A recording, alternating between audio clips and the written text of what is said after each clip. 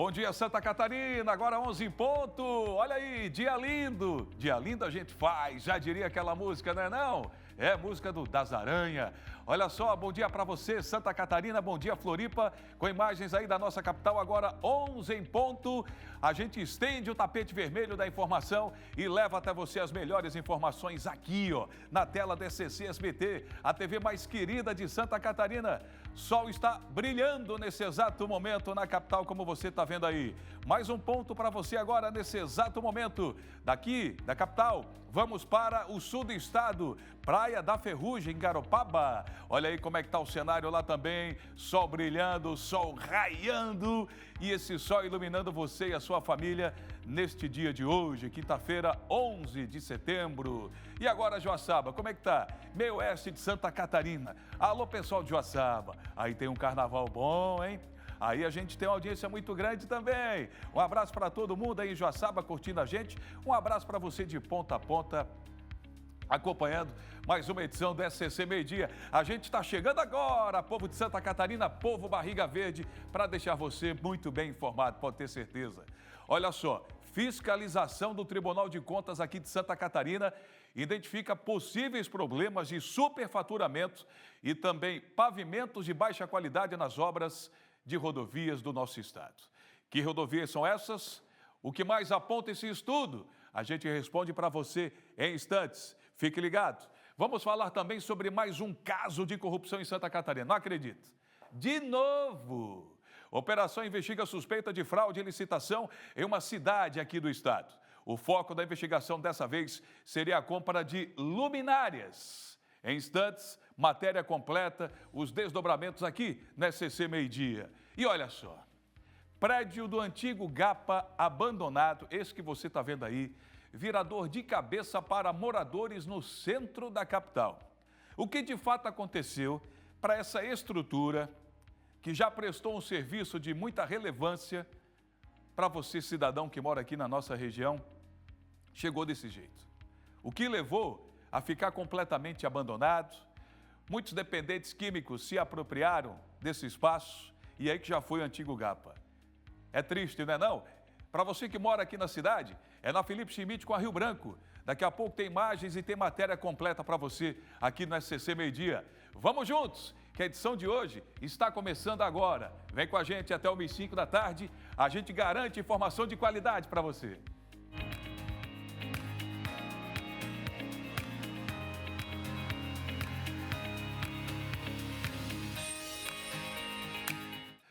Que bom que você está com a gente na TV mais querida de Santa Catarina. É um privilégio ter a sua audiência. Agora, 11h03. Vamos que vamos! Olha, uma professora da Rede Municipal de São José é acusada de agredir um aluno com síndrome do espectro autista. Isso, dentro da sala de aula. O caso gerou revolta na família e também na comunidade. Bora acompanhar a reportagem agora. A família de um menino com autismo e 9 anos de idade acusa uma professora de educação física de ter agredido a criança após uma crise em sala de aula. A professora segurou ele pelo braço, sacudiu ele e falou que era criança chata e falou para ele sair de sala. Ele tinha que sair de sala, né? E a auxiliar de sala dele, que é a professora de educação especial, estava no intervalo. Então o Kevin ficou sozinho no corredor de sala, aí ele teve consciência de descer e ir até a direção, mas ele não relatou o que aconteceu para ela, né? O fato teria acontecido na manhã dessa segunda-feira, 8 de setembro, mas os pais do menino só souberam da situação no dia seguinte, quando foram procurados por familiares de outros alunos.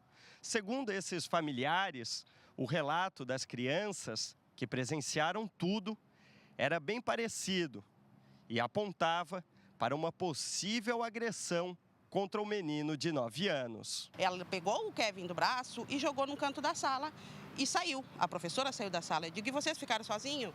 A gente ficou sozinho na sala. Eu digo, tá, e aí? Aí ela me disse que a professora voltou algum tempo depois, não sei quanto tempo, e o Kevin continuava agitado. E aí a professora pegou o Kevin dos 2 braços, chacoalhou o Kevin e disse pro Kevin, criança chata do E aí, nesse fato, o Kevin começou a ter uma crise e a minha filha também, porque a minha filha acabou, há pouco tempo atrás, ela parou o tratamento para ansiedade e depressão e parou o medicamento e acompanhamento. Só que isso desencadeou nela uma coisa que ela não quer vir mais para a escola. A Prefeitura de São José informou que a professora foi afastada temporariamente e que todas as famílias envolvidas receberam apoio.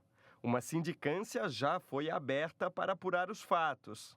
Se forem constatados, o município garante que vai tomar as providências cabíveis. Eu só peço que ele tenha um lugar tranquilo para estudar, que ele possa seguir a vida dele e que ele não lembre desse fato, que não seja o que vai marcar a vinda dele à escola, que ele tenha outros momentos melhores que marquem isso para ele e que a professora não possa estar numa sala de aula com nenhuma outra criança, porque meu filho, ele é importante para mim, mas as outras crianças também são. Então eu não queria que mais ninguém sofresse agressão. Vamos continuar acompanhando esse caso aí que, olha, deixa todo mundo revoltado, hein? A nossa equipe entrou em contato com a professora acusada, mas ainda não teve retorno. Agora temos um recado para você. Pessoal, posso perguntar uma coisa? Quem está do seu lado? Quem está do seu lado acredita na nossa soberania e não abaixa a cabeça? Quem está do seu lado tem orgulho do Pix, que é de graça para todos? Quem está do seu lado comemorou o Brasil fora do mapa da fome de novo? Quem está do seu lado é a favor que o trabalhador que ganha até R$5.000 não pague imposto de renda e que os super ricos passem a pagar? Quem está do seu lado conseguiu um emprego recentemente? Vocês viram que mais de 2 milhões de famílias saíram do Bolsa Família porque melhoraram de vida? Quem está do seu lado pode sonhar com a universidade porque o pé de meia não precisa mais abandonar a escola? Pois é. Olhe para quem está do seu lado e pergunte: você acredita num país forte com justiça social? Se a resposta é sim, então estamos do mesmo lado. Governo do Brasil, do lado do povo brasileiro. 8 pessoas, entre servidores públicos e empresários, são suspeitos de envolvimento de um possível caso de corrupção no Vale do Itajaí. A gente está falando de uma operação realizada hoje que cumpriu mandados de busca e apreensão em Gaspar e em outras cidades também da região. O que a polícia investiga de fato? O PC vai responder para a gente agora. Bom dia, PC. Bom dia, Cleiton Ramos. Bom dia a todos. Olha, o que a polícia investiga? Um possível esquema criminoso que utilizou empresas fantasmas e laranjas para assinar um contrato com a Prefeitura de Gaspar para fraudar e vencer uma licitação e para assinar um contrato e aí praticar sobrepreços na venda de luminárias LED para a iluminação pública de Gaspar, é o que diz a polícia. Hoje, 8 pessoas são investigadas e a polícia sim realizou essa operação. A gente tem imagens para mostrar aqui na tela do SCC Meio-Dia. 8 pessoas entre empresários, servidores e ex-servidores públicos de Gaspar são investigados. Foram cumpridos 7 mandados de busca e apreensão em endereços domiciliares dos suspeitos em Gaspar, Blumenau, Guabiruba e até em uma cidade do interior do Paraná. A operação, batizada de Lumen, é resultado, Cleiton, de uma investigação que começou a partir de uma constatação do Tribunal de Contas do Estado. Os auditores do TCE perceberam um aumento excessivo nas contas de Gaspar da iluminação pública, que Gaspar estava gastando demais com a iluminação pública, na comparação inclusive com outros municípios. A partir de aí, a Polícia Civil foi acionada, analisou uma licitação que foi realizada pela Secretaria de Obras de Gaspar em 2022, Cleiton Ramos. E ali nessa licitação, a polícia percebeu e constatou diversos indícios de fraude, de irregularidades no pregão eletrônico. E aí, o delegado responsável pela investigação traz mais detalhes agora, aqui no SCC Meio-Dia. O direcionamento ilícito de contratação se deu por meio de vários pareceres e requisitos no edital que sempre beneficiavam a empresa que acabou sendo vencedora da licitação. E o sobrepreço ele se deu em razão de a pesquisa de mercado feita na Prefeitura, à época, isso no ano de 2022, ter se realizado apenas com empresas de um mesmo grupo de investigados, que hoje descobrimos serem meros laranjas, esses que são pessoas que sequer sabiam que tinham contratos com o município de Gaspar. Ao todo, o contrato foi firmado no valor de 10,1 milhões de reais, porém a Prefeitura efetuou um gasto de aproximadamente 5 milhões de reais na aquisição de materiais. Muito bem, esse é o delegado André. O que chama a atenção neste caso, Cleiton Ramos? O delegado me disse agora há pouco, conversava com ele, né? Ele disse que hoje ele conversou com uma das pessoas envolvidas ou possivelmente envolvida no esquema. Essa pessoa disse ele que a pessoa não soube nem informar o nome da empresa que foi criada, que é uma constatação aí de uma empresa fantasma, criada apenas para participar dessa licitação para venda de lâmpadas, de luminárias LED para iluminação pública de Gaspar. Criaram uma empresa fantasma e a pessoa investigada hoje não soube sequer dizer o nome da empresa. Ela cedeu o nome para a criação de uma empresa, uma laranja, né, colocada aí nesse esquema, nesse possível esquema de corrupção. Então, pesquisa de mercado anterior à licitação, a Prefeitura pediu o orçamento apenas de empresas sediadas em Curitiba, o que chamou também a atenção. Empresas que foram recém-criadas, requisitos técnicos também presentes no edital, coincidentes em detalhes com especificações dos produtos fornecidos pela empresa vencedora, o que indica um forte indício aí de direcionamento para uma empresa vencer a licitação. E a empresa laranja, sem estabelecimento empresarial fixo, recém-criada, né? A pessoa indicada como sócio deste contrato sequer sabia o nome da empresa. Cleiton Ramos, o que esse pessoal não faz para fraudar licitações? Então a polícia segue com as investigações e a Prefeitura de Gaspar, a atual gestão, diz que não vai comentar o caso porque se trata de um possível problema na gestão passada, mas diz que vai colaborar com todas as informações solicitadas pelo Ministério Público e pela Polícia Civil. A gente vai seguir acompanhando esse caso. Cleiton. Obrigado, PC. Usa a criatividade para cometer o mal, né? Para cometer coisa boa, fazer ações filantrópicas. Eles não pensam assim. Primeiro, no bolso. Aliás, depois só pensam no bolso de novo. Pensa no bolso aqui, na carteira. É a criatividade do mal, né, PC? Obrigado pelas informações. Olha, hoje pela manhã, o trânsito na beira-mar ficou complicado. Deu uma dor de cabeça, mas adivinha o motivo? Adivinha o motivo? Após um novo furto de fios na região, isso da Praça Celso Ramos, junto com a Frei Caneca, o trânsito ficou um caos.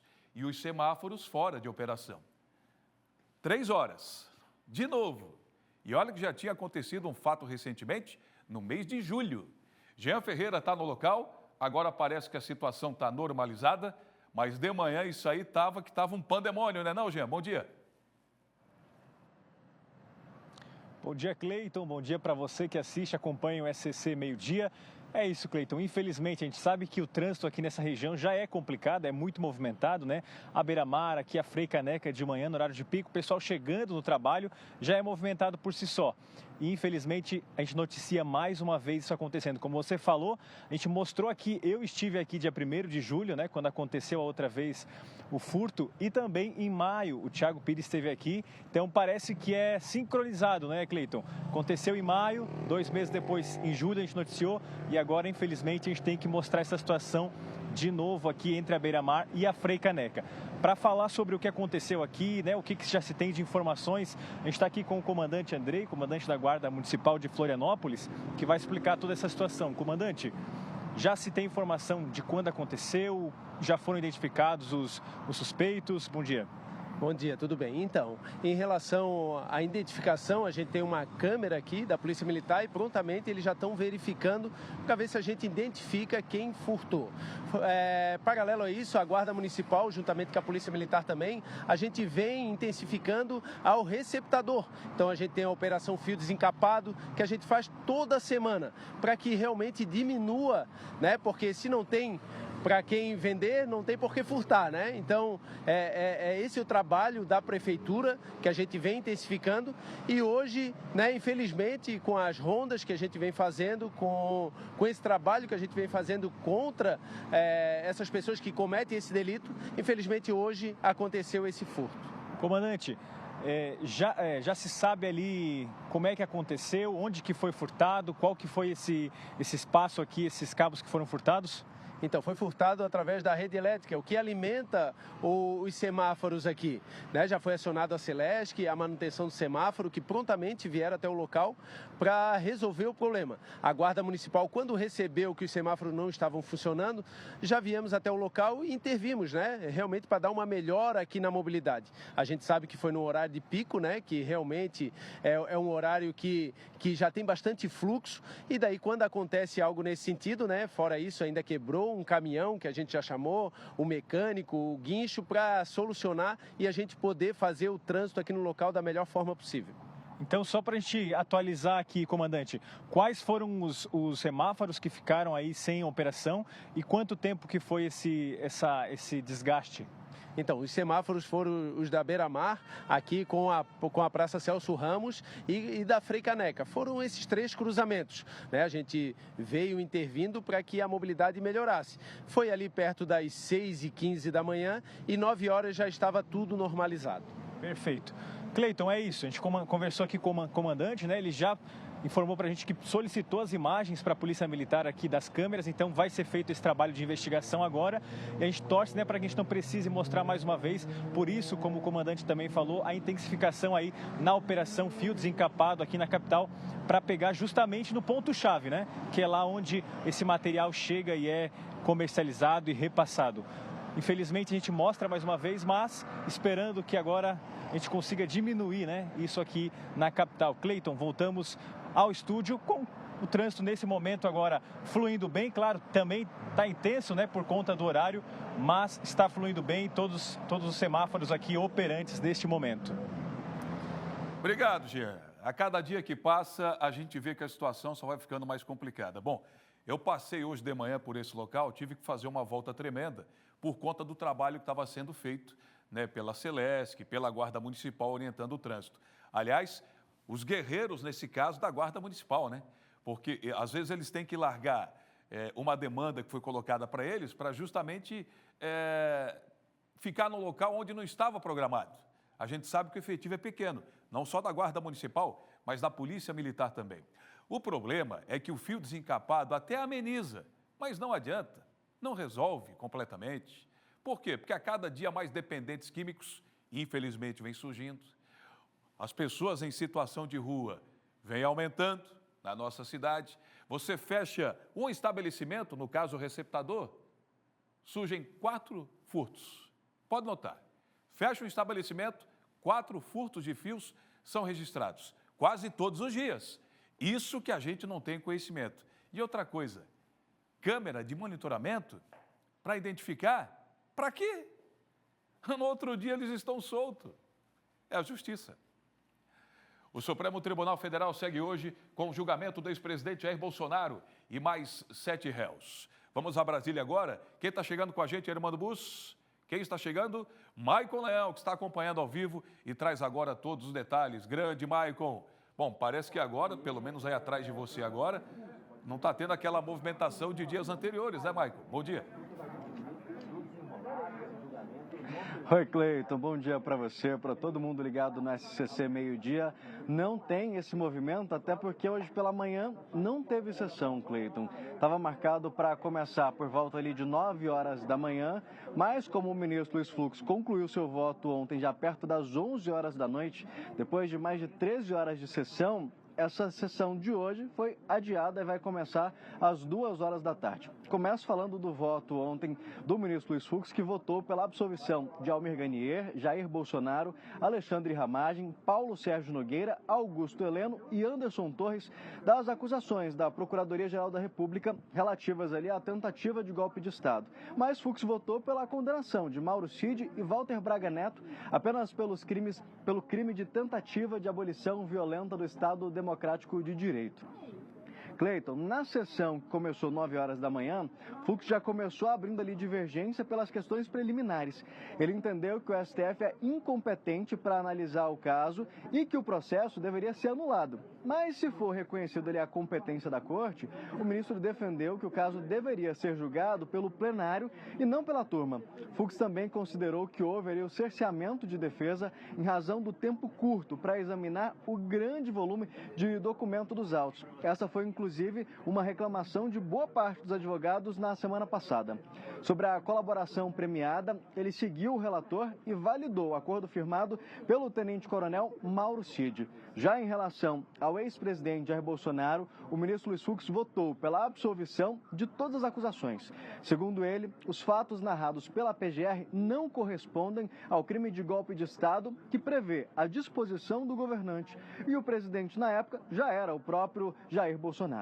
Para o ministro, também não é possível dizer que os crimes praticados nos atos de 8 de janeiro seriam decorrência ali de discursos e entrevistas do ex-presidente ao longo do mandato. Como a sessão foi finalizada já tarde da noite, a programação, claro, teve que ser mudada. Hoje começaria às 9 da manhã, vai começar à tarde. E aí votam a ministra Carmen Lúcia e, na sequência, o presidente Cristiano Zanin. Atualizando para quem está em casa, Cleiton, o placar nesse momento é de 2-1. Para a condenação, são necessários pelo menos 3 votos. A expectativa é que a ministra Carmen Lúcia, que abre a votação agora à tarde, vote pela condenação. De Brasília, Maicon Leão, para o SBT CC Meio-Dia. Obrigado, Maicon. Excelentes informações. Fique ligado, hein? No nosso portal também todos os detalhes, scc10.com.br. E daqui a pouco, no SCC Esportes, a preparação do Criciúma para enfrentar o Volta Redonda amanhã, pela abertura da 26ª rodada da Série B do Campeonato Brasileiro. O Tigre, que está de olho na liderança da competição. Fique ligado, já já todos os detalhes com a Angélica Varaschini, com aquela elegância de sempre e competência também. A Polícia Militar encontrou um laboratório clandestino de maconha e também skunk em Nova Trento. 2 homens foram presos. A Cris Pinheiro está chegando agora com a gente para trazer mais informações. E eu já pergunto para a Cris, qual foi a identidade, ou pelo menos a quantidade de drogas apreendidas nessa operação da polícia? Bom dia, Cris. Bom dia, Cleiton. Bom dia a todos que estão nos acompanhando. Cleiton, e não foi um laboratório clandestino qualquer, não, viu? A Polícia Militar ontem conseguiu encontrar em um sítio na área rural de Nova Trento, na Estrada da Conquista, cerca de 480 pés de maconha, 7 quilos de skunk, sementes, máquinas seladoras, balanças, medidores de temperatura, câmeras de monitoramento, enfim, equipamentos que eram utilizados no cultivo dessa droga. Os policiais encontraram também no local uma espingarda calibre 36. No sítio, como você falou, haviam 2 homens, um de 31 e um de 39 anos. Eles foram, claro, presos em flagrante e encaminhados para a delegacia da Polícia Civil de Nova Trento para os procedimentos cabíveis. Eu tentei entrar em contato com a Polícia Civil, até agora não obtive resposta, até porque a gente quer saber sobre o depoimento desses 2 homens, o que eles faziam com essa droga, há quanto tempo, se vendiam, onde comercializavam. A gente sabe que Nova Trento fica aí na área da Grande Florianópolis, mas a gente sabe que está chegando o verão, que o tráfico de drogas é muito alto aqui no nosso litoral norte. Então a gente quer saber o que eles faziam e há quanto tempo estavam com esse laboratório clandestino, né, Cleiton? Assim que a gente receber informações, a gente passa aqui ou no portal SCC10. Mas de uma coisa a gente tem certeza, nesse sítio não vai ser mais cultivado droga, viu, Cleiton? Volto contigo. Certo, bem lembrado, bem observado por você. Adeus sítio de drogas. Valeu, Cris. E a seguir, você vai ver aqui no SCC SBT, no SCC Meio-Dia, a fiscalização do Tribunal de Contas de Santa Catarina identifica possíveis problemas de superfaturamento de pavimentos de baixa qualidade nas obras de rodovias no nosso estado. Que rodovias são essas? E o que mais aponta o estudo, a gente conta para você em instantes. Fique com a gente, agora 11h24, já voltamos.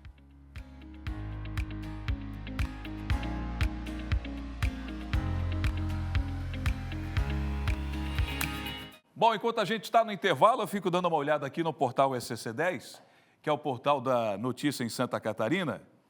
E aqui tem muitas informações, né? Inclusive, convido você a acessar o portal.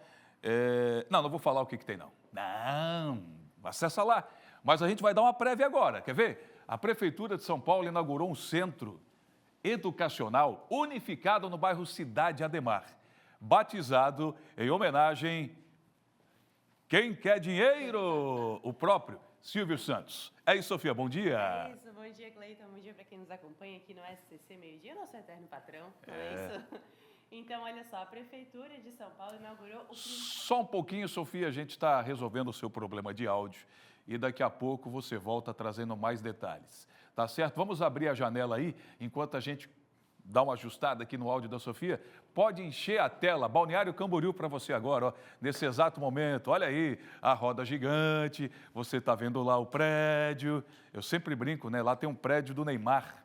Eu acho que esse ângulo aí não aparece, ou pelo menos está lá no finalzinho, ó. Você está vendo lá na ponta esquerda do seu vídeo, tem 2 torres, na parte superior do seu vídeo. Um daqueles apartamentos é do Neymar, tá certo? Você não tem nada a ver com isso, né? É apenas uma informação, claro. Não vai mudar nada o seu dia. Mas aí a gente tem Balneário Camboriú na sua tela. A gente tem mais um ponto aqui da nossa cidade, abrindo a janela para Santa Catarina. A gente vai ter ainda no decorrer do programa a previsão do tempo. A gente tem Itapema, BR-101. Olha lá o cenário agora, como é que está o trânsito fluindo normalmente, tanto quem vem para o sul, como também quem vai para o norte do estado de Santa Catarina. Volta para cá que está tudo ok, Sofia Gonzalez. Fale a respeito dessa homenagem ao nosso patrão Mora. Agora sim, olha só. A Prefeitura de São Paulo inaugurou o primeiro centro educacional unificado da cidade, do bairro, né? Cidade Ademar, batizado em homenagem ao apresentador Silvio Santos. O momento aconteceu na quarta-feira e as filhas de Silvio Santos, Cíntia, Silvia e Renata Bravanel, prestigiaram o evento. O prefeito de São Paulo, Ricardo Nunes, comentou nas redes sociais: mais um dia histórico e emocionante, uma justa homenagem ao nosso eterno comunicador que tanto nos alegrou e nos inspirou. E durante a inauguração, o prefeito também agradeceu a presença das filhas de Silvio Santos. E segundo a Prefeitura de São Paulo, esse complexo educacional, cultural e esportivo tem capacidade para atender até 6.000 pessoas. Ele funciona também como uma espécie de contraturno escolar que acontece lá para os estudantes de São Paulo. E para todos os fãs de Silvio Santos, a gente tem aqui então todos os detalhes de como funciona esse centro, que é chamado de CEL, lá em São Paulo. Temos imagens, fotos, um super painel, até parece um pouquinho com os nossos aqui, né, Cleiton, que a gente tem no centro. Fica aí a ideia de fazer um do Silvio Santos, né? Seria legal, hein? Florianópolis também.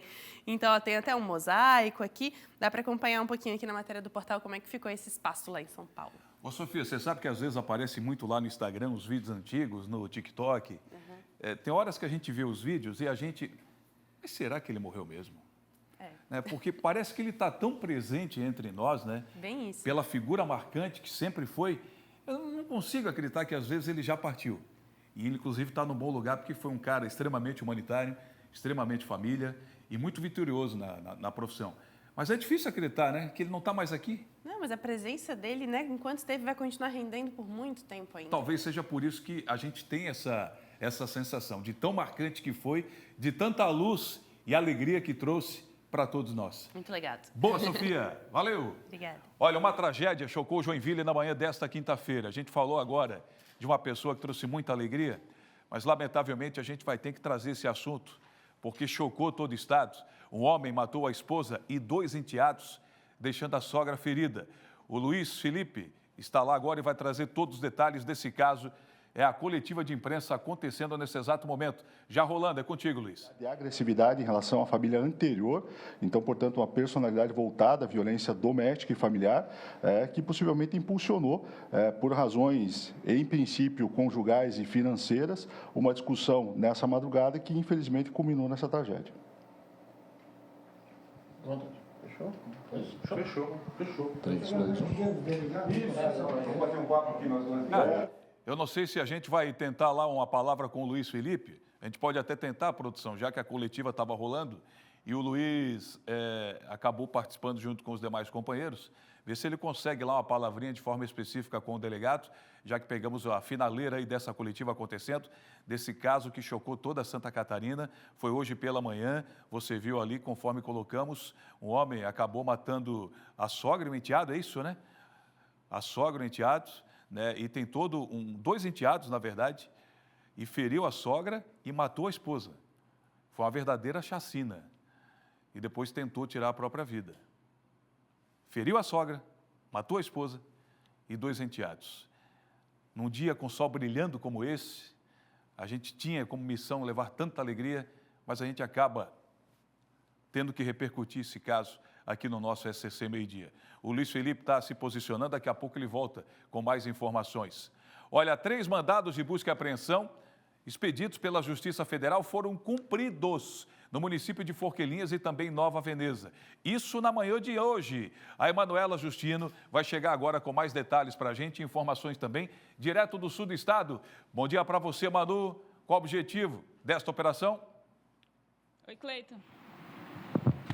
Oi, Cleiton, bom dia para quem nos assiste. Essa operação que foi feita hoje de manhã, como você falou, Forquilhinha e Nova Veneza, investiga desvio de dinheiro, então, de empresas permissionárias, 2 empresas permissionárias da Caixa Econômica Federal, que são aquelas empresas, sabe, aquelas agências que fazem serviços bancários, que prestam serviços para a Caixa Econômica. Segundo a Polícia Federal, o que eles estão investigando? É o desvio de verba no chamado float do boleto. Por exemplo, uma pessoa emite um boleto pela Caixa Econômica Federal, a pessoa quando vai pagar o boleto, ela paga, só que o dinheiro não entra na hora na conta de quem é para entrar, né, do destino final. Seria nesse meio termo, enquanto o dinheiro está flutuando, digamos assim, que é o float do boleto, seria aí, nesse momento, que acontecia esses desvios. Então, essas 2 empresas, né, foram investigadas. Desde o começo do ano, a Polícia Federal já vinha colhendo informações, já vinha investigando e foram cumpridos esses mandados de busca e apreensão hoje de manhã. Então, 3 mandados, foram 2 veículos apreendidos, eles também prenderam vários aparelhos celulares e também documentos. Isso não significa que essa operação acabou por aqui, porque, segundo a própria Polícia Federal, há indícios de participação de mais pessoas, né, e também tem mais coisas aí que, segundo a Polícia Federal, eles ainda estão investigando e que pode vir à tona aí nos próximos dias. Então, foram centenas de milhares de reais desviados, então, né, nesse float do boleto, ou seja, entre o pagamento e até o destino final da pessoa do boleto, esse valor era desviado. Por isso que a gente vai seguir acompanhando também, né, essa operação que movimentou, então, Forquilhinha e Nova Veneza. E aí, se comprovados aí a participação de outras pessoas também, eles vão responder por apropriação indébita. Por aqui a gente segue de olho em relação a essa fraude, né, enfim, envolvendo essas 2 empresas que prestam serviços para a Caixa Econômica aqui no sul do estado. Volto contigo aí no estúdio. Obrigado. A gente vai acompanhar atentamente o trabalho dos policiais, principalmente da Polícia Federal. Obrigado, Manu, pelas informações. Dá imagem para a gente aí desse casarão que você vai ver abandonado, um prédio, essa edificação.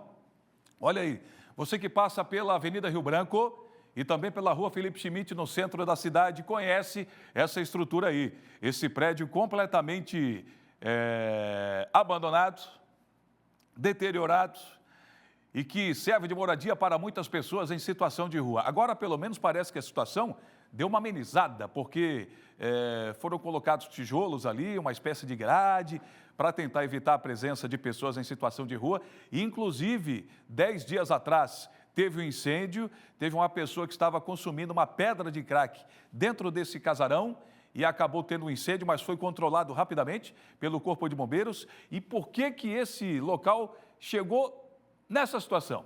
Olha aí, inacreditável. Daqui a pouco a matéria completa é mais um imóvel abandonado aqui na nossa cidade.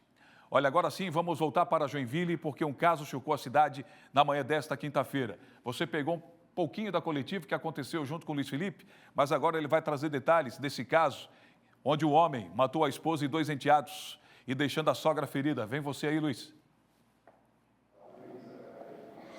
É isso mesmo, Cleiton. Estamos aqui com o Dr. Rafael Ross, ele que é delegado regional da Polícia Civil aqui de Joinville. Delegado, a gente transmitiu a coletiva, um trecho da coletiva agora há pouco, mas dá mais detalhes para a gente, uma tragédia que acabou acontecendo aqui na nossa cidade.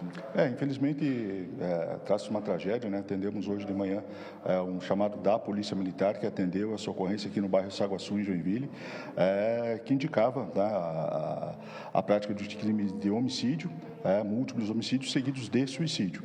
Então, identificamos que o autor, de 49 anos, durante a madrugada, promoveu disparos de arma de fogo em desfavor da esposa, da sogra e dos dois enteados, um adolescente de 15 anos e uma menina de 11 anos.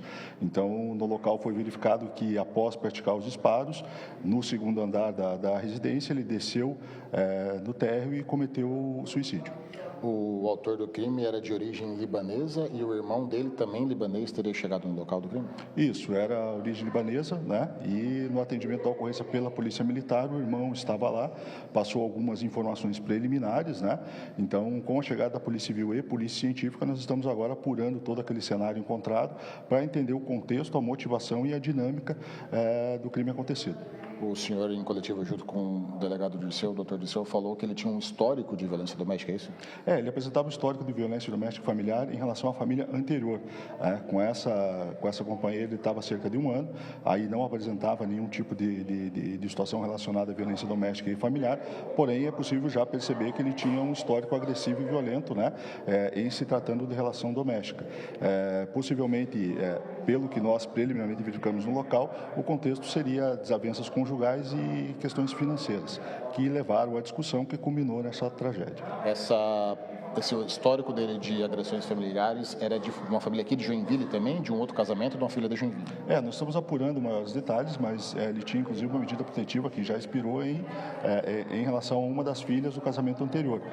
Então agora, no âmbito da investigação policial, nós vamos trazer todas essas informações para compilar nos autos de inquérito e aí esclarecer toda essa dinâmica, inclusive o histórico do agressor. Eu agradeço ao Dr. Rafael Ross. Cleiton, é isso, agora segue as investigações da Polícia Civil sobre o caso. Volto contigo no estúdio. Obrigado, Luiz Felipe, pelas informações. Que caso chocante, hein? Nossa, a gente vai trazer mais detalhes aí no decorrer da nossa programação e a matéria completa no portal scc10.com.br. A Fundação do Meio Ambiente aplicou uma multa milionária a uma empresa de Brusque. Um problema no sistema provocou o lançamento de efluentes de tinturaria. Olha, melhor do que eu falar é mostrar a imagem. Coloca aí. Essa empresa, tá vendo esse negócio aí transbordando? Isso aí é produto que polui a natureza.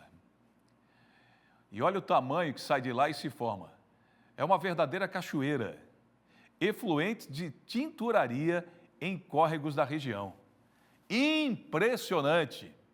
A Cris Pinheiro está ao vivo e vai trazer detalhes agora desse baita crime ambiental, hein, Cris? Isso, Cleiton, uma multa milionária e histórica para a Fundação do Meio Ambiente de Brusque, viu? Foram quase 3 milhões de reais, 2 milhões e 900 mil reais. Isto porque nessa semana foi registrada essa pane elétrica no sistema dessa empresa de saneamento que, entre outras atividades, também trata resíduos provenientes de empresas de tinturaria de Brusque. Essa semana, uma bomba de tratamento acabou parando e provocou o lançamento desses resíduos in natura diretamente nos córregos do município. O vazamento de efluentes aconteceu em uma estação elevatória localizada na Rua Medeiros, no bairro São Leopoldo. O caso ganhou destaque após a divulgação desse vídeo em redes sociais por um órgão de imprensa local, o que aumentou a pressão da população, sobretudo ali naquele bairro, por providências imediatas. Moradores denunciaram o problema. A Fundação do Meio Ambiente, equipes foram acionadas para fazer a fiscalização, estiveram no local, inclusive com equipes do Instituto do Meio Ambiente de Santa Catarina, o IMA. Vamos ouvir o que falou o diretor da Fundação do Meio Ambiente de Brusque. Os fiscais foram até o local e constataram que realmente aconteceu esse vazamento e então autuaram a empresa no valor de R$ 2.900.000, seguindo parâmetros objetivos da portaria do IMA, que é o órgão estadual, para chegar nesse valor. Entre esses parâmetros estão o porte econômico da empresa responsável pelo vazamento e também a gravidade da infração. Então, ela foi considerada uma infração de grau médio e a empresa de grande porte. Nesse caso, o órgão ambiental exigiu da empresa algumas medidas para que uma situação que nem essa não volte a acontecer, incluindo, por exemplo, um plano de contingência, que se acontecer de novo isso, os efluentes não vazem para a rua e não permeiem o solo e não invadam o riacho que existe na região. Cleiton, só reforçando o que o diretor falou, além da multa, a instituição, a empresa é obrigada a apresentar esse plano de contingência detalhado como medidas para evitar novos sinistros e garantir que resíduos não sejam mais lançados aos cursos da água. Solicitei agora pela manhã uma posição da empresa, até agora a gente não recebeu resposta. Assim que a gente receber, a gente passa aqui ou no portal SCC10 ou na nossa programação. Só lembrando que, claro, o espaço continua aberto para a posição da empresa também, né, Cleiton? Volto contigo. Com certeza. Agora eu gostaria de saber qual explicação que a empresa vai dar para esse crime ambiental que a gente está vendo aí. Eu não sei o que é pior.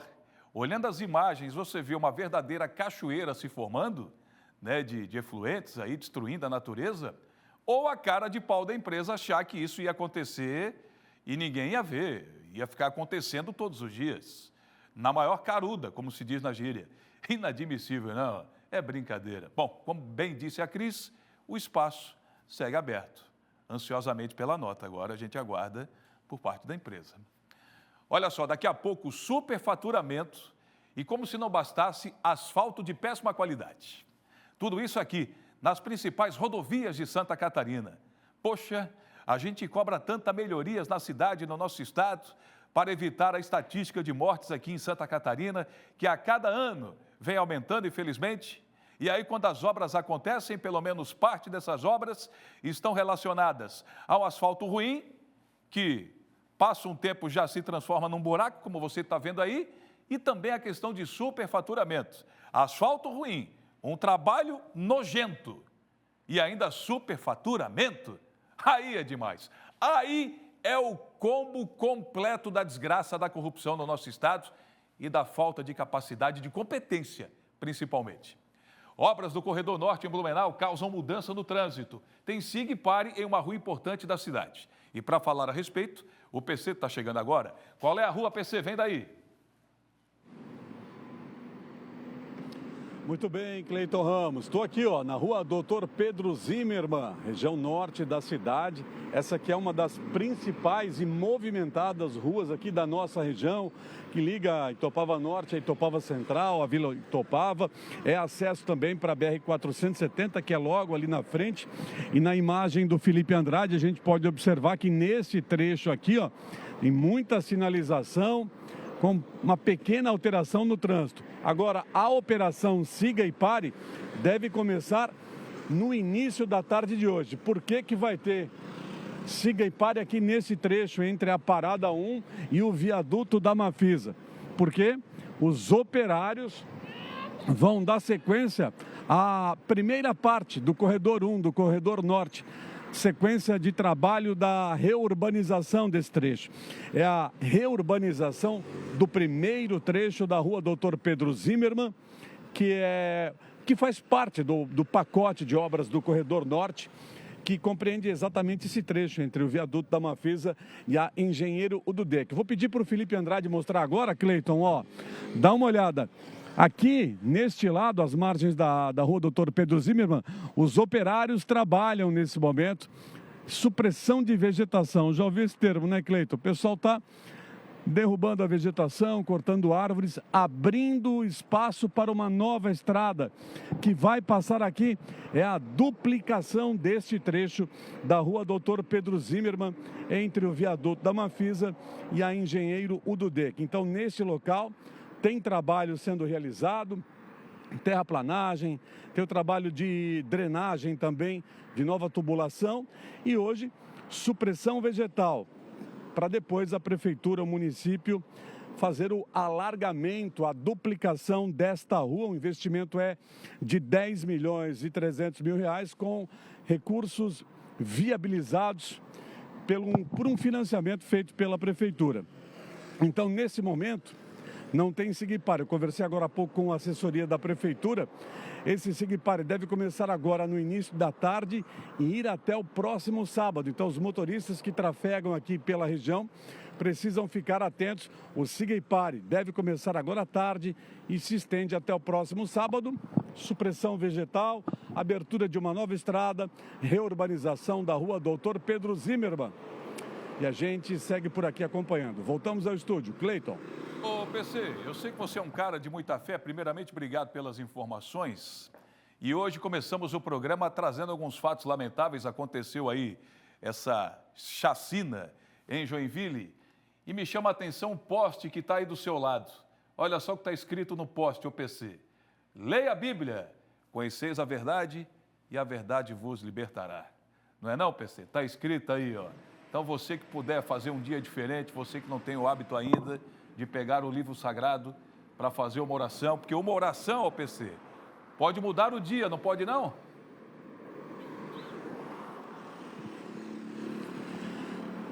Ô Cleiton, muito obrigado pela oportunidade, viu?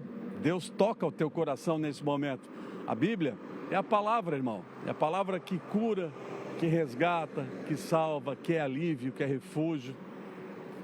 É a palavra de Deus, mano. Tamo junto, PC. Grande PC.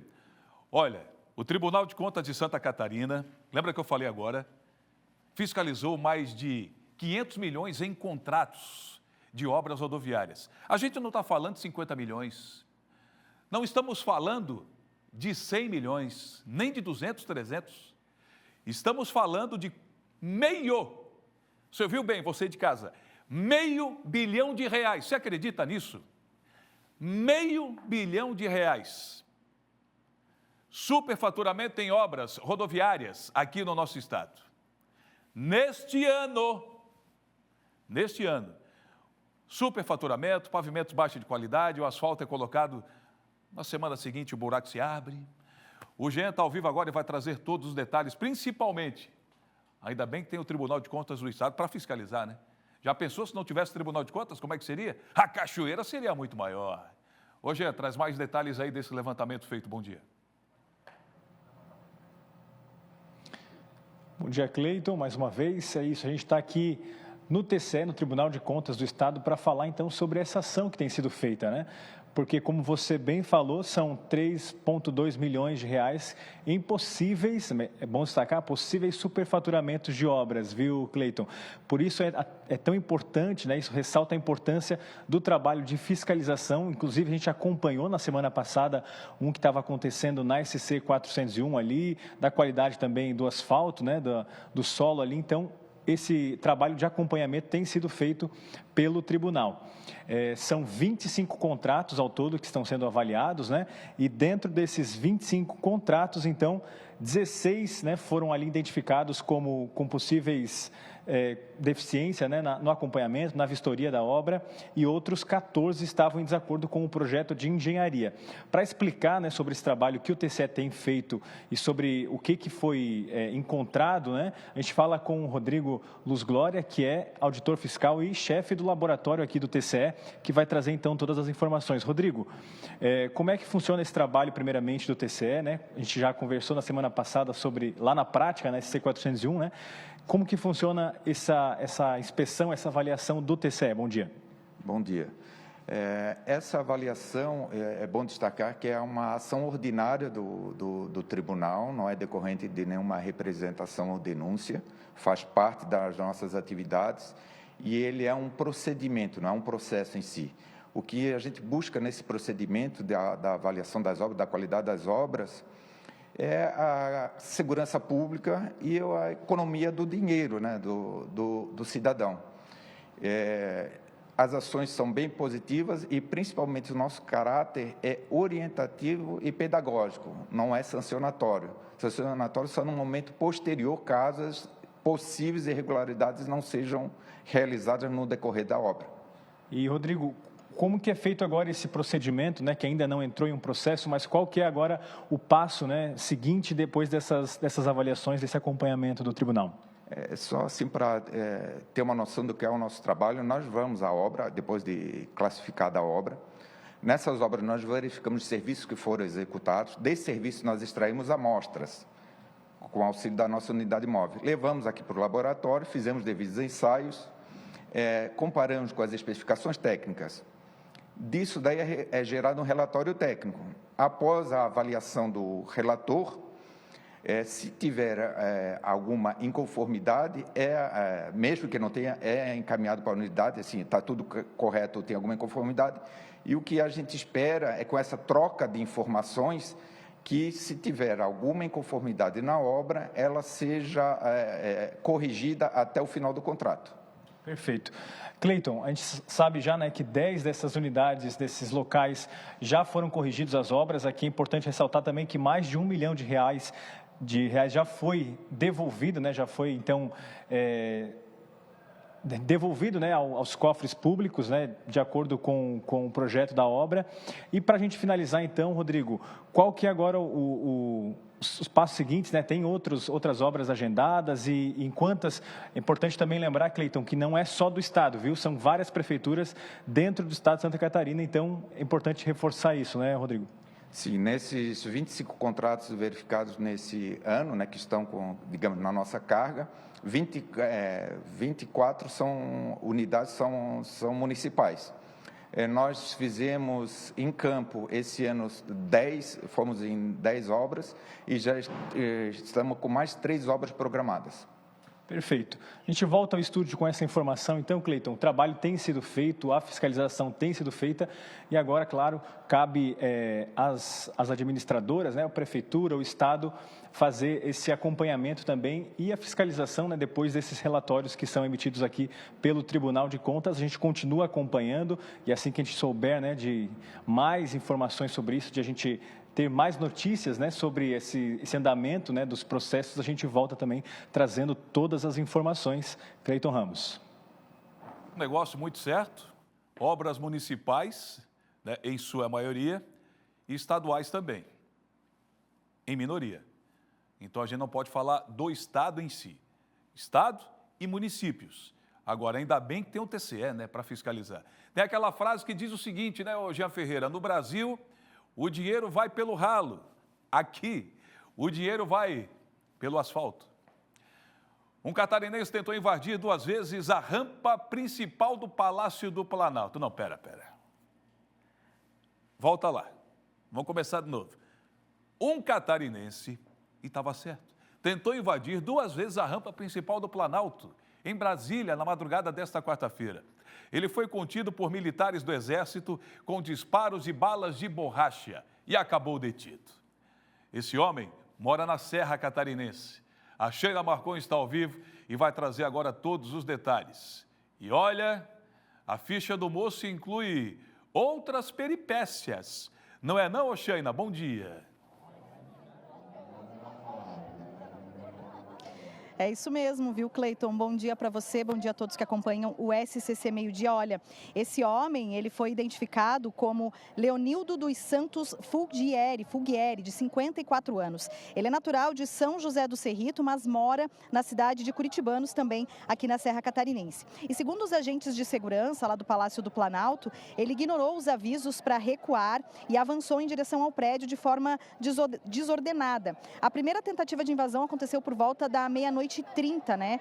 E aí a Polícia Militar do Distrito Federal foi chamado e reconheceu ele, que já teria se envolvido em situações semelhantes. Os policiais perceberam sinais de desorientação mental e chamaram aí o Corpo de Bombeiros. Ele foi avaliado, não precisou de atendimento hospitalar e foi levado, então, à 5ª Delegacia de Polícia, onde a ocorrência foi registrada. Depois disso, ele foi liberado.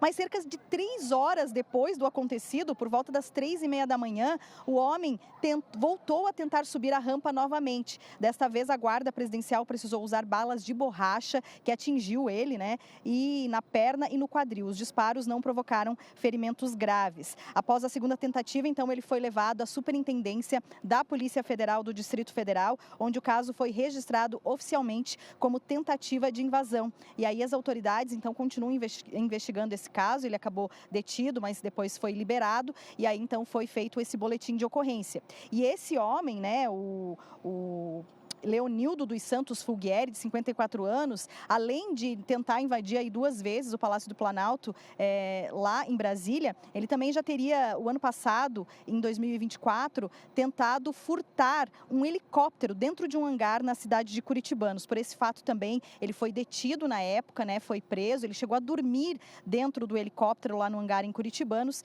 e aí foi preso, responde um processo, e aí depois foi solto, né? Mas então ele mora em Curitibanos, mas é natural de São José do Cerrito, aprontou essa lá em Brasília, tentou invadir então o Palácio do Planalto e já teria cometido então outros delitos como esse, de tentar furtar um helicóptero lá na cidade de Curitibanos e inclusive dormiu, né, dentro do helicóptero e foi preso pela polícia. Eu volto com você no estúdio, Cleiton. Contando, ninguém acredita, né, Sheila? Contando, ninguém acredita. Ainda bem que você está aí para registrar. Bom, se ele entrou no helicóptero para dormir, é sinal que ele não sabe pilotar, né? Cá entre nós. Porque se ele entrasse, ele ia decolar e ia sumir pelos ares. Então entrou para tirar uma soneca. O danado é cada uma. Obrigado, Tiana, pelas informações. Olha, daqui a pouco você vai ver, hein? Antigo prédio do GAPA abandonado, virador de cabeça para moradores do centro de Florianópolis. E pensar que pouco tempo atrás, essa estrutura prestava um excelente serviço para a sociedade catarinense. Daqui a pouco a gente conta tudo para você. Fique aí. De volta com SCC Meio-Dia, abraçando Santa Catarina e deixando o nosso estado bem informado. Você está na TV mais querida aqui do nosso estado. Fique ligado. Você que está ligado no YouTube, o nosso carinho todo especial também. Vai lá, ativa o nosso sininho. Está aí o QR Code aparecendo na tela para te levar ao nosso canal no YouTube. Se você não está inscrito, é só ativar o sininho que você vai receber todas as notificações aqui da nossa programação. Não perde nenhum detalhe, hein? Tudo da SCC Meio-Dia, do A Tarde é Nossa e do Tá Na Hora também. Bora lá, rumo a 1 milhão. Olha, exibimos há pouco uma matéria sobre uma professora da Rede Municipal de São José que está sendo acusada de agredir um aluno com síndrome do espectro autista dentro da sala de aula. O caso gerou revolta na família e também na comunidade. Recebemos agora a nota da defesa da professora da escola em São José, informando que as acusações recentes nas redes sociais são infundadas e distorcem os fatos. A docente, que atua há 10 anos na educação infantil, com dedicação e zelo, nunca se envolveu em situações de violência contra alunos ou terceiros. As alegações têm abalado a sua honra, imagem e saúde, e ela está sendo acompanhada por médicos. A professora prestará todos os esclarecimentos necessários às autoridades competentes, ressaltando que as acusações carecem de qualquer prova e configuram ataques injustos à sua reputação. Essa é a resposta da defesa da professora que está sendo acusada. Agora, a gente vai mostrar para você uma situação que te deixa revoltado, que te deixa triste e preocupado também, e com medo. A situação que nós vamos trazer agora aqui no SCC Meio-Dia está relacionada a esse prédio aqui na capital, completamente abandonado. Você que mora na nossa região e passa pela Felipe Schmidt e pela Rio Branco, na capital, se depara com essa estrutura aqui, ó, toda enjambrada. Grades improvisadas, tijolos foram colocados, está deteriorada. É o antigo GAPA que funcionava nessa região. Olha aí, GAPA. Pensar que isso aqui já prestou um serviço muito bom para a nossa sociedade. A reportagem é minha, imagens do Ramon Kaminski, imagens aéreas do Christopher Silva, edição do Rogênio Germinal. Acompanhe. Difícil acreditar que um dia esse mesmo local fez um trabalho importante na área da saúde em Florianópolis. Durante muitos anos, o imóvel localizado na rua Felipe Schmidt, com a Rio Branco na capital, serviu de base para o GAPA, que é o Grupo de Apoio à Prevenção da AIDS. Segundo a ONG, o prédio foi concedido pelo Estado.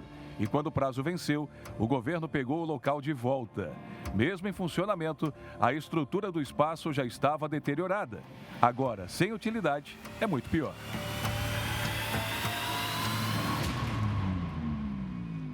E para tentar evitar a entrada nesse local de pessoas em situação de rua, grades foram colocadas. Não sei se está funcionando muito não, porque segundo relatos, eles sempre acabam dando um jeito de entrar por aqui. Olha só, ali o vidro já foi quebrado. Janela, como não existe mais, todas foram furtadas. o pessoal acabou fechando lá com tijolo. Teve uma profissional da Concap que não quis se identificar, que quase todos os dias ela acaba fazendo a limpeza e a manutenção aqui nesse local. Ela falou o seguinte: olha, não posso falar, mas eu consegui tirar uma pessoa daqui alguns dias atrás. E aí tentei dar uma limpeza tal para amenizar um pouco a situação, já que aqui muitas pessoas acabam passando para fazer a ligação entre Rio Branco e também Felipe Schmidt. Esse cenário está pedindo socorro.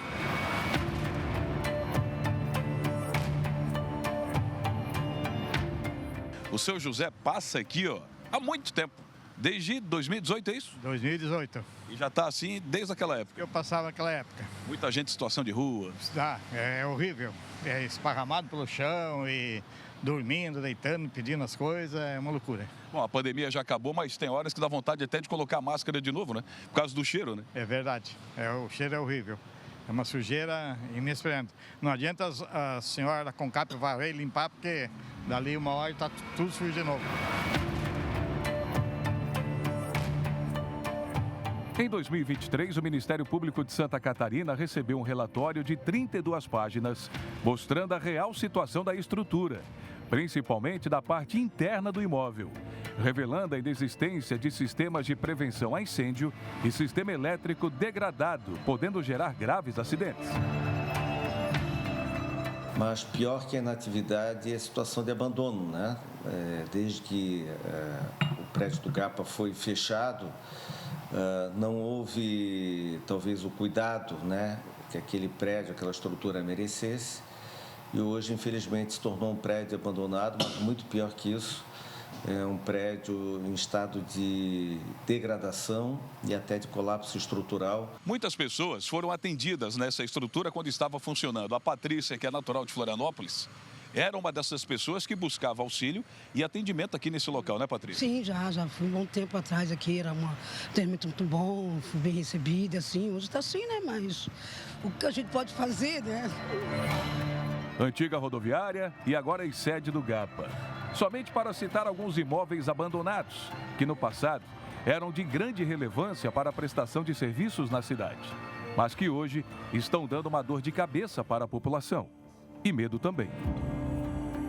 Infelizmente, a nossa cultura pátria, né, ela não tem esse zelo, esse cuidado com prédios, né, que fizeram parte do nosso passado, né, e não são muito bem conservados, a ponto de nós termos, né, através do Ministério Público, quando eu ainda atuante na promotoria, que demolir alguns imóveis, né, que faziam desse acervo patrimonial histórico da cidade, em razão do colapso estrutural, né, que sofreram ao longo de muitos anos de abandono. À noite a senhora passa, não? Não, à noite não. À noite a gente prefere se não passar muito por aqui, né? Fica com receio, né? Sim. Triste ver o GAPA desse jeito. Onde foi o GAPA, né? Aliás, o GAPA saiu aí porque, conforme colocamos na matéria, o Estado pediu o local de volta e porque não tinha a mínima condição de continuar trabalhando ali, já que o GAPA faz um trabalho magnífico, né, de ajudar o próximo, principalmente pessoas com o vírus da AIDS. Agora, antiga rodoviária, GAPA, aquele casarão que tem ali também na Frei Caneca, se a gente for fazer um pente fino, tem muitos imóveis, lamentavelmente, nessa situação. Bom, em nota, a Secretaria de Estado da Saúde informa que o prédio anexo 2, antigo Departamento de Saúde Pública, atualmente da Secretaria Estadual de Saúde, não pode passar por uma simples reforma devido a problemas estruturais. Em parceria com a Prefeitura de Florianópolis, está planejada uma intervenção urbanística para implantar o Museu da Saúde Pública de Santa Catarina, com serviços administrativos, centro de treinamentos e áreas de convivência. Uma reunião entre o Estado, Prefeitura e Ministério Público está marcada para a próxima segunda-feira, dia 15, para discutir ações sobre o imóvel, segundo André Luiz Toigo Diesel, diretor de gestão patrimonial da SEA. Bom, a gente vai continuar acompanhando de perto e só quero ressaltar o seguinte: ainda bem que temos o Ministério Público para fiscalizar não só o antigo GAPA, como a antiga rodoviária, a situação de furtos de fios na capital. Santo Ministério Público. Agora vamos falar de esporte. Destaque para o Criciúma, hein? O Criciúma joga quando, Angélica? Grita daí. Amanhã. Mas o time está se preparando. Roda a vinheta.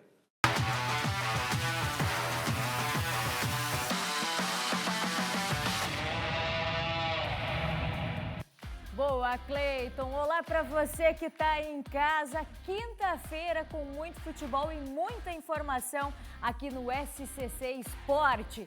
E a gente começa falando, claro, dela, da Copa Santa Catarina.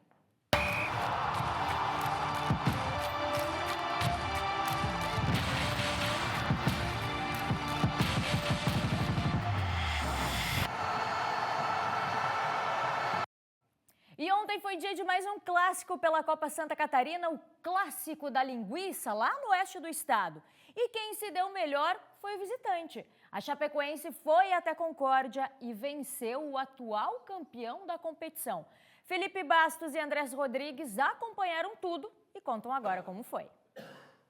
Foram pouco mais de 1.100 torcedores que compareceram no estádio Domingos Machado de Lima para acompanhar o clássico. O torcedor do Concórdia, é claro, estava muito confiante. 2-0 pro Concórdia. Eu tenho fé que vamos chegar, nas finais vamos chegar, né? Mas não garanto que fiquemos campeão, né? Mas temos fé. Nós estamos acompanhando os treinos, o amistoso, esses dias aí. Eu tenho fé que o time vai longe esse ano também. E foi o primeiro tempo bastante equilibrado. Muito bate-boca, confusão, chegadas mais firmes e diversos cartões amarelos. Tudo digno de um clássico raiz. Aos 33 minutos, uma boa defesa do goleiro do Concórdia, Sivaldo. 2 minutos mais tarde, o gol da Chapecoense. Kaká chutou rasteiro e a bola foi no cantinho. 1-0 para o Verdão do Oeste.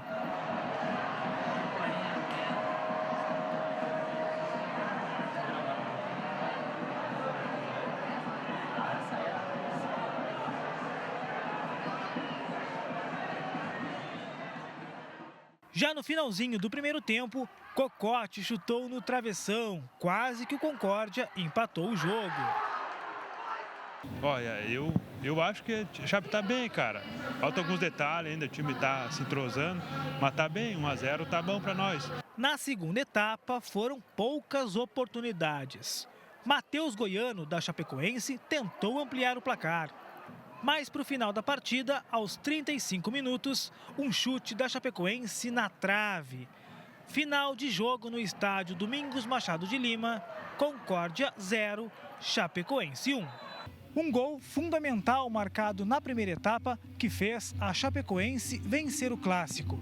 E se foi importante para o Kaká dentro de campo, fora dele, o apoio veio das arquibancadas, de uma pessoa muito especial. Foi um gol importante para o Kaká e um gol importante também para o Chapecoense. Embora a gente seja da cidade de Concórdia e torça também por Galo, mas filho da gente está jogando na Chapecoense, então hoje é Chapecoense. Eu sou de Concórdia e passei 8 meses no Chile, então qualquer oportunidade que eu tenho de ficar perto deles e matar um pouco da saudade é muito bom para mim. Querida, ela gosta bastante, ela torce, ela fica nervosa, então acho que fazer um gol aqui foi bem legal. O clássico e você estrear com vitória sempre é muito difícil jogar aqui em Concórdia, então a gente sabia, preparamos muito a equipe na parte mental, sabia que ia ser um jogo muito difícil, então a gente ficou muito feliz de estrear aí nessa competição com a vitória. Falaram que era sub-20, vieram alguns profissionais, mas vieram uma equipe muito bem formada e acelerou o primeiro tempo.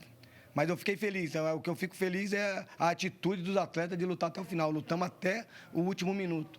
Tentamos a ultrapassagem, em um certo momento eu botei 5 atacantes, abri completamente o jogo, né, pedindo para que PA, o Cocote recompunha defensivamente e mesmo assim funcionou.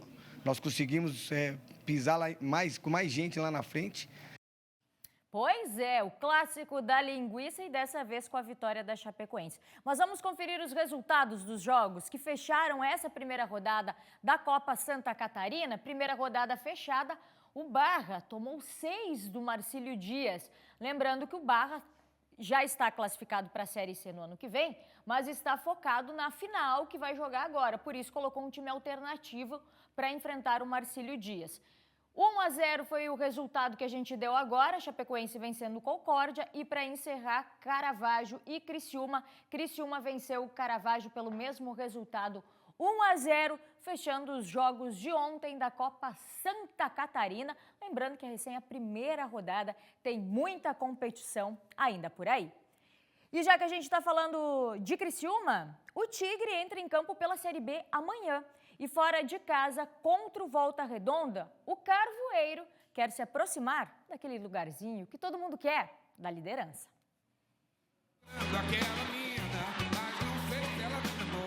A menina que brilha os olhos do torcedor carvoeiro é a liderança da Série B. O Criciúma é o terceiro colocado com 42 pontos, 4 a menos do que o líder, Curitiba. E esse é o pensamento do elenco. O pensamento é brigar por esse título, né, ser campeão, né? Porque a gente viu aí a tabela aí como é que tá sendo, né? E a gente chegou a alcançar uma posição no terceiro lugar ali já, justamente numa colocação muito boa, né? Para buscar esse título, briga aí. E acho que essa rodada vai ser muito importante para a gente buscar ali, principalmente o primeiro lugar, né? Que a gente pode alcançar esse primeiro lugar. Pela primeira vez depois de algumas rodadas, o técnico Eduardo Batista não vai perder jogadores por suspensão e nem por lesão. A tendência é que o Tigre repita os 11 inicial da última partida. Essa é a sexta vez que Criciúma e Volta Redonda se enfrentam na história. Até o momento são 3 empates e 1 vitória para cada lado.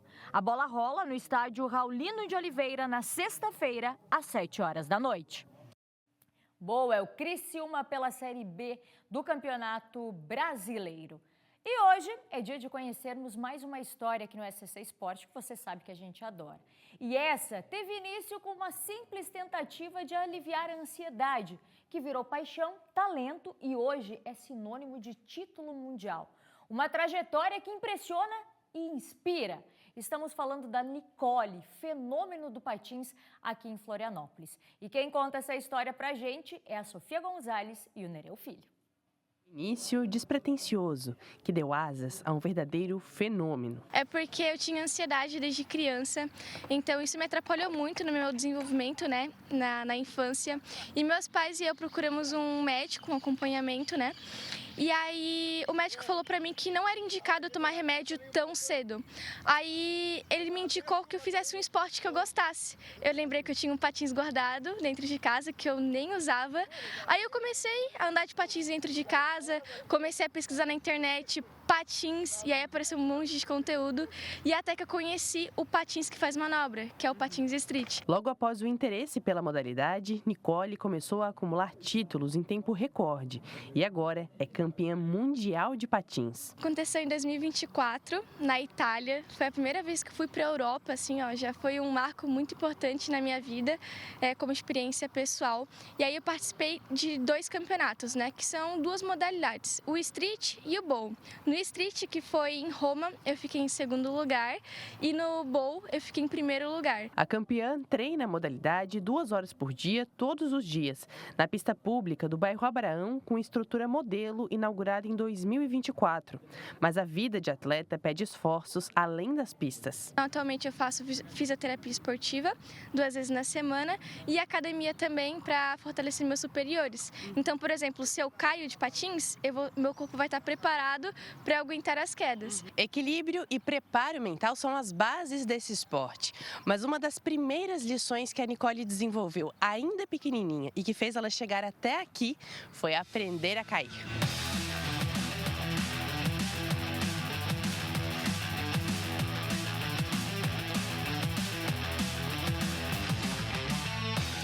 Me treinou desde sempre, desde quando eu comecei a patinar, foi o meu pai. Ele não patinava, mas ele foi a pessoa assim primordial para eu começar a patinar, sabe? E a primeira coisa que ele me ensinou foi aprender a cair de patins. Ele falou: filha, você precisa cair primeiro, porque quando você treinar, fazer suas manobras, vai que você cai. Você tem que saber fazer isso, né? E aí esse foi o primeiro passo para os meus treinos. Agora a atleta está de olho no próximo desafio, a primeira Copa do Mundo de Patins em novembro deste ano, no Japão. Infelizmente eu ainda não tenho todo o suporte financeiro para ir, mas a gente está tentando fazer bastante reuniões, competições, tentando pegar apoio de várias pessoas importantes para talvez eu ter essa oportunidade. Além de super atleta, a Nicole também bomba nas redes sociais. Esse vídeo aqui que ela fez há cerca de um mês tem 69 milhões de visualizações. E para quem acha que ela só faz nas redes, ela faz quantas vezes a gente precisar ao vivo.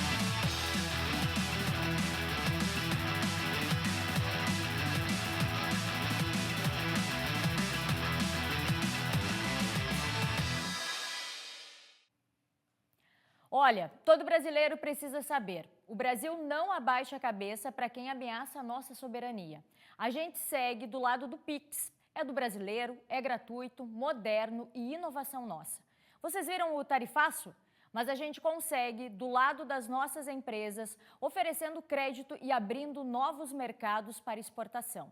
A gente segue do lado de quem mais precisa, com Bolsa Família e fora do mapa da fome de novo. E vocês viram que mais de 2 milhões de famílias que saíram do Bolsa Família porque conseguiram melhorar de vida? Pois é, o Brasil bateu a menor taxa de desemprego da história. A gente segue do lado do estudante, com o pé de meia, do lado do trabalhador, batalhando pela isenção de imposto de renda e a taxação dos super ricos. E sabe por que eu falo a gente? Porque somos nós que fazemos esse país. E a gente pode contar com quem está do nosso lado. Governo do Brasil, do lado do povo brasileiro. E assim a gente encerra o SCC Esporte de hoje, mas ele segue na sua companhia aqui no SCC Meio Dia. Tudo contigo, Cleiton Ramos. Deixa comigo, Angélica, agora 12h20. Perdão, ainda se recuperando aqui da garganta. Depois do acidente do balão em que 8 pessoas morreram no sul do estado, as atenções se voltaram agora para a segurança das atividades do chamado turismo de aventura. Em Praia Grande, por exemplo, foi feito um simulado de emergência em atividade de boia cross. Boia cross! Eu fui saber agora como é que funciona isso. Olha aí, a Manu tá lá e vai mostrar tudo pra gente. A atividade simulou emergência em 2 situações no boia cross. A primeira foi de um afogamento, grau 3. Então, a gente está simulando ali uma situação, como se fosse uma situação real. Alguém caiu no rio, se afogou, eu resgatei aquela pessoa ali, eu identifiquei que ela se afogou num grau nível 3. A gente sabe que um afogamento grau 3, eu preciso levar o cara para o hospital. Então, eu chamo um resgate externo. Nesse caso, a ambulância também foi acionada para testar qual seria o tempo-resposta, desde a ligação até o atendimento à vítima. Eu liguei para eles, 11h07, 11h21 eles chegaram, 11h29 o turista estava dentro da maca pronto para ser transportado para o hospital. Isso, sabe, um afogamento, né? Então tu já vem, tu sabe que tu pode ter que cardioverter, tu sabe que tu vai ter que pode massagear, tu sabe que tu pode ter que aspirar, né? Porque o paciente pode ter secreção na boca. Sabe que vai ter que usar oxigênio, podem haver fraturas, tal, escoriações, então se faz toda a imobilização. A segunda situação foi a desistência de um participante por hipotermia.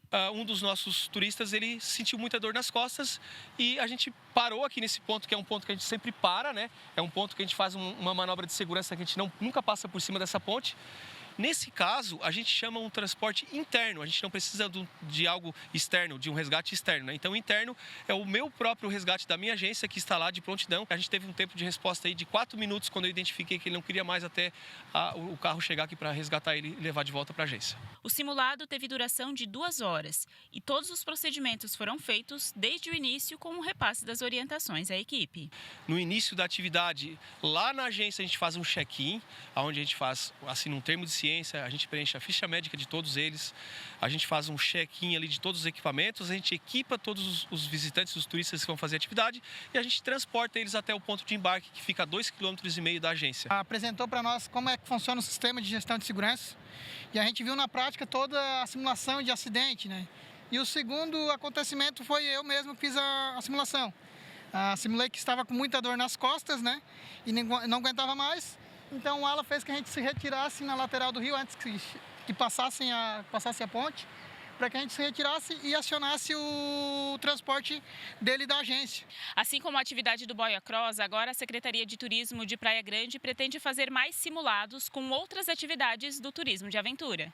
todas as atividades que nós praticamos aqui no nosso município, em Praia Grande, nós estamos trabalhando e fazendo com que esses simulados aconteçam com frequência para que a gente possa cada vez mais aprimorar a gestão de segurança em todas as atividades de ecoturismo e de turismo de aventura. Em outubro agora nós teremos um evento internacional que vai fazer um simulado aqui nos nossos cânions, é um simulado de resgate de cânions. E aí vai uma dica para quem gosta de turismo de aventura e não quer ter dor de cabeça. Que tenham aí guias, condutores qualificados para as atividades, né? Para que não tenha uma surpresa aí de repente, né? Tem uma emergência e de repente lá o cara não sabe como agir. Hoje a gente sabe que no Brasil a gente tem 44 normas que normatizam todas as atividades de aventura no Brasil, né? Então procurar uma agência, uma empresa aí que trabalha dentro dessas normas, né? Prevenção é tudo, hein? Simulados assim fazem toda a diferença lá na frente. Agora, só para dar uma descontraída, eu tenho 47 anos. Você que é da minha geração sabe do que eu estou falando. Eu olhei para essa boia aí, eu me divertia com aquela boia, com aquela câmera de caminhão, sabe? A gente transformava aquelas câmeras em boias como essas. Oh, tempo bom, deu uma saudade agora, um revival. Hoje tem o nosso quadro Direitos que você tem e não sabe. Roda a vinheta.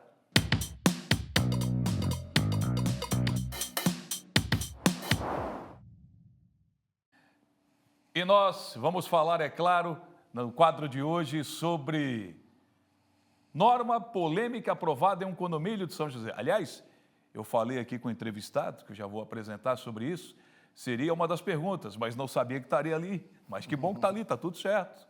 Proibindo relações sexuais após as 10 horas da noite, onde levantou um debate jurídico importante. Até onde vai o poder do regimento interno sobre a vida dos moradores. Para explicar os direitos e deveres de quem vive em um condomínio, nós estamos recebendo com muito prazer aqui no estúdio o advogado Dr. Kevin de Souza, especialista em direito imobiliário. Obrigado pela participação aqui nesse CC Meio Dia. Muita gente mora em apartamento, tem muito síndico que não gosta do condômino e vice-versa, por conta do famoso regimento. Até onde a gente pode ou não, mas primeiramente, já que estava lá no começo, a pergunta é essa, virou tema no Brasil inteiro, não se falava em outra coisa. Nesse condomínio de São José, onde foi imposto pelo síndico ou pela síndica que 10 horas da noite o pessoal tinha que ficar quietinho, se é que não me entende. Procede isso, doutor? Boa tarde. O condomínio tem esse direito ou não? Boa tarde, Cleiton. Obviamente não, né? Não há como proceder com um pedido desse, embora tenha sido aprovado em assembleia, discutido pelos moradores ali em razão dos constantes barulhos que vinham da unidade. Obviamente é uma situação que ocorre uma nulidade absoluta, né, da norma, até porque o condomínio ele tem a capacidade de discutir sobre o regimento interno e a regulação da vida comum, mas desde que isso, obviamente, não confronte a intimidade e a privacidade de cada pessoa. Então, obviamente, não faz o menor sentido a norma ali estabelecida por esse condomínio em São José. É engraçado o fato, mas realmente procede, né, todo esse debate. Porque tem aquela frase entre quatro paredes, o casal, aquela coisa toda. Tem muita gente que não vai se manifestar agora, mas acompanhou atentamente a resposta do senhor. Agora, sobre regimento interno, até onde ele pode ser abusivo, né, e o que caracteriza, né, um infringimento, né, um abuso, ou pelo menos um erro do condômino. Certo. O regimento interno ele vem para regular a vida em sociedade, que ela muda constantemente, e aí nós temos, então, algumas regras de convivência que são estabelecidas de acordo com cada condomínio. Obviamente, essas regras elas possuem um parâmetro, e o parâmetro é o parâmetro constitucional. Então, todas as regras do condomínio elas devem estar harmônicas, né, com os direitos e os deveres de cada um. E aí, obviamente, o condomínio ele pode estabelecer condições e regras desde que não infrinja nenhum direito que seja um direito constitucional, como, por exemplo, o direito à liberdade, como, por exemplo, o direito à privacidade. E aí, obviamente, a gente precisa entender dentro daqueles aspectos que são necessários de se regular. Porque hoje o que a gente vê na maioria dos condomínios, como é o caso aqui que foi citado anteriormente em São José, um hipercontrole por parte do condomínio em querer regular todas as situações dentro do ambiente condominial. Eu vejo muitos problemas relacionados, problemas de convivência dentro de um condomínio. Eu moro no condomínio. Então, por exemplo, se uma família recebe um casal para fazer uma festa no seu apartamento, às vezes um churrasco, uma cantoria na sacada, mas antes do horário determinado de sossego, né, de evitar o barulho, 10 horas da noite. Perfeito. E eu vejo muitos vizinhos até indignados, mas eu olho para o relógio e falo, poxa, peraí, a família está dentro da dela, está dentro do horário, está tudo certo. O casal pode fazer isso, pode receber. Pode, sem sombra de dúvida. A gente precisa estabelecer uma condição muito clara que acontece nos condomínios, que uma coisa é sensibilidade a barulho.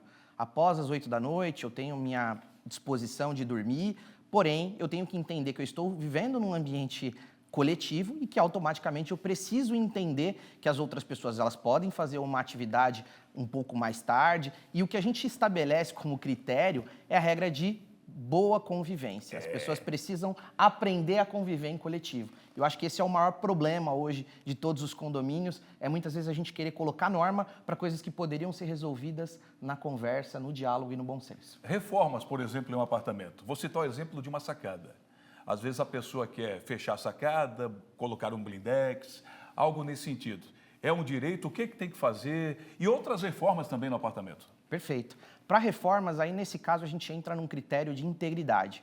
Aí, obrigatoriamente, quem vai efetuar a reforma precisa mostrar um memorial descritivo para o síndico daquilo que vai fazer de intervenção.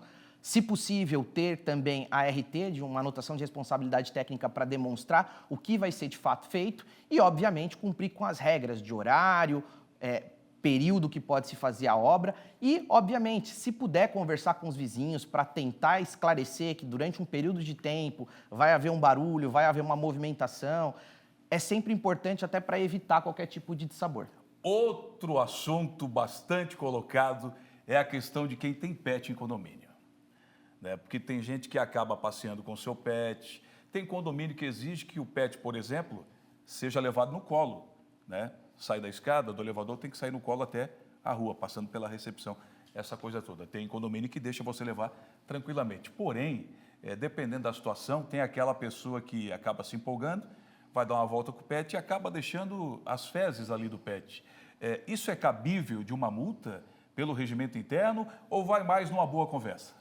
Perfeito, Cleiton. A gente precisa entender que esse cenário das pessoas terem pet é um movimento social onde muitas pessoas acabam deixando de ter filhos e optando por ter pets. E à medida em que isso acontece dentro do condomínio, a gente tem a escalada desses problemas que você citou. E aí, obviamente, a gente precisa entender que o correto seria uma advertência prévia para que essa pessoa ela possa limpar aquela excreção, fazer a limpeza daquele espaço e, obviamente, não ter a reincidência. Em caso de reincidência, aí se aplica a multa. De fato, há uma infração, porque há uma norma coletiva, eu preciso conviver no mesmo espaço que você e muitas vezes eu não tenho animal e você tem. E aí nós precisamos harmonizar essa convivência para que não haja problema. Rapidinho, doutor. A gente sabe que normalmente o condomínio tem o seu grupo de WhatsApp para colocar as regras e essa coisa toda. E quando, por exemplo, eu já recebi denúncias, né, de amigos e de outras pessoas que nos procuram, da síndica expor demais o que aconteceu em relação a determinado condomínio no grupo. Né? Tem pessoas que se sentem ofendidas. Não seria, às vezes, o fato também de chamar no privado, mas aí entra aquela questão dos bons modos e do bom senso para ambos, né? Tanto do síndico como do condômino. Perfeitamente. O síndico ele tem a obrigatoriedade, né, de responder pelo condomínio e fazer as advertências e cobrar os moradores na medida do regimento interno e da convenção, porém, sem, obviamente, criar nenhum tipo de exposição, sem, obviamente, expor uma situação que é pontual muitas vezes e colocando, em muitas vezes, no caso de grupos de WhatsApp, uma escalada de discussão por coisas que são cotidianas. E aí, muitas vezes, o síndico tem que ter essa atitude de ter o bom senso, de trazer para a conversa e fazer as tratativas de forma privativa e, obviamente, expor, dentro de uma moderação, aquilo que, de fato, é um problema coletivo. Importante ressaltar que o síndico não é nem um bicho-papão. Aliás, quem é síndico sabe que é uma bucha tremenda. Se é acordado toda hora, o zap não para, não é fácil ser síndico também. A gente precisa deixar claro. Mas tudo passa por uma boa conversa. Uma boa conversa e uma boa convivência pode resolver tudo. Doutor, obrigado pela participação. Seja bem-vindo aqui no SCC-SBT. Provavelmente vamos contar com o senhor mais vezes. Com certeza, sempre um prazer. Doutor Kelvin falando sobre os direitos que você tem e não sabe. O assunto de hoje, condomínio. A justiça condenou o técnico de enfermagem que abusou sexualmente de uma paciente dentro do Hospital Teresa Ramos, em Lages. Esse caso aconteceu em março de 2023 e nós acompanhamos inclusive o caso, o relato da vítima. A Xana Marcon está ao vivo com a gente e vai trazer detalhes agora. Vem daí, Xana. Pois é, Cleiton, esse caso aconteceu em março de 2023, né? E a gente acompanhou tudo, inclusive com entrevista exclusiva que a vítima conversou com a nossa equipe na época. E agora, então, a Justiça condenou esse técnico de enfermagem, a primeira vara criminal de Lages, no dia 5 de setembro, a 9 anos e 4 meses de prisão pelo crime de estupro de vulnerável. E a sentença foi proferida, então, no dia 5 de setembro. O processo segue em segredo de justiça e a defesa dele ainda pode recorrer da decisão. Mas então o caso aconteceu em março de 2023, aqui dentro do Hospital Teresa Ramos, onde essa mulher, relatou, inclusive chamou a direção do hospital e a polícia no momento, logo depois, no outro dia em que ela disse ter sofrido esse abuso por parte do técnico de enfermagem. Inclusive ela foi dopada, ele aplicou remédios nela que não teriam sido prescritos pelo médico que estava atendendo. Ela estava fazendo um tratamento pulmonar, se tratando, inclusive, em um quarto isolado aqui do Hospital Teresa Ramos. E a gente vai mostrar um trechinho do depoimento que ela deu para a nossa equipe na época do que teria acontecido no dia que ela teria sido, então, abusada sexualmente por esse técnico de enfermagem. Vamos ouvir o que ela disse. É um calmante porque amanhã você tem um exame e você tem que ficar calma. Eu disse, mas eu tô calma. E me deu. Já não lembro mais. A única coisa que eu me lembro, na verdade, foi já de se acordar, não. Eu estava sob efeito do remédio, mas assim, consciente de tudo. O meu subconsciente se acordou ali com ele me puxando pra fora da cama, O meu bumbum, no caso, puxando pra fora da cama. E cometendo aqueles atos ali que, você já sabe, E eu ali no efeito do remédio sem poder fazer nada, sem poder gritar, sem poder fazer nada, sentindo tudo. Esse foi parte do relato que ela deu para a nossa equipe na época, contando como que teria acontecido. Ela estava dopada, mas ela lembra, de tudo que aconteceu. E a gente conversou agora de manhã com o advogado dela, o advogado da vítima, que fala, então, sobre a sentença que foi, proferida pela Justiça no dia 5 de setembro, então, a 9 anos e 4 meses de prisão para esse técnico de enfermagem. Vamos ouvir o que o advogado disse. Ainda cabe recurso dessa decisão, mas eu conversando com a vítima e passando essa informação para ela, percebi nela um certo alívio, pela questão da justiça, por ter sido feito.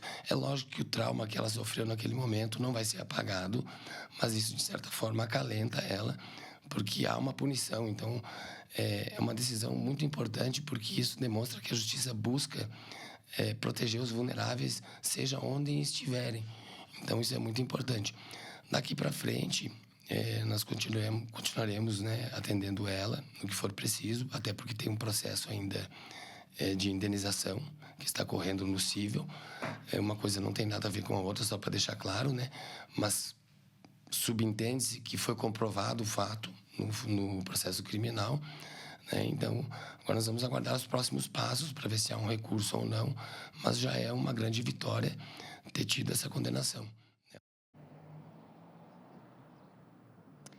Então, o advogado explicou que as provas, então, foram bem contundentes, Tinha as câmeras de segurança, também o exame de corpo de delito da vítima, então, que comprovou que realmente o técnico de enfermagem teria abusado sexualmente dela dentro aqui do Hospital Teresa Ramos. Ele está preso, mas não por esse crime, é porque logo depois que aconteceu todos esses fatos aqui no Hospital Teresa Ramos, ele acabou sendo demitido aqui do hospital e ele foi trabalhar em Curitibanos, em uma outra unidade de saúde, lá na cidade de Curitibanos. E aí aconteceu um outro fato. Ele acabou estuprando também uma outra paciente dentro de uma ambulância, onde ela estava tendo crises convulsivas. Nesse caso, ele foi preso e já foi condenado a 12 anos de prisão. Então, ele segue preso por esse crime lá em Curitibanos e agora foi condenado, então, por esse outro crime que aconteceu antes, inclusive, desse crime de Curitibanos aqui no Hospital Teresa Ramos, em Lages. Então, a gente segue acompanhando esse caso e trazendo as informações aqui no SCC Meio Dia.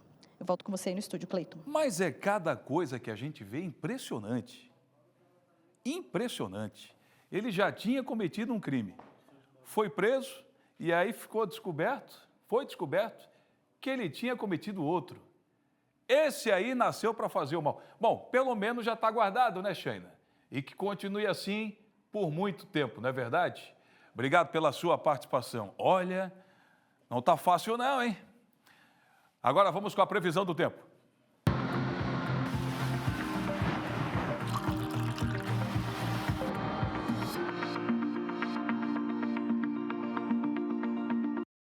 Tudo bem, eu sei que é a previsão do tempo, mas que a gente tenha futuramente um tempo de paz, né?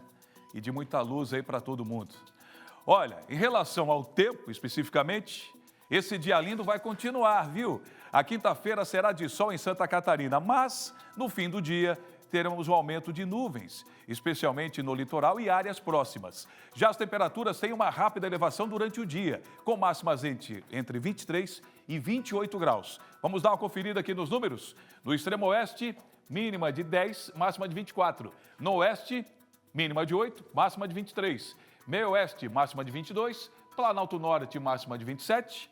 Na Serra, máxima de 22. No Vale, máxima de 27. 27 também para o norte a máxima. Na Grande Floripa, mínima de 7 e máxima de 26. E no sul, mínima de 9 e máxima de 21 graus.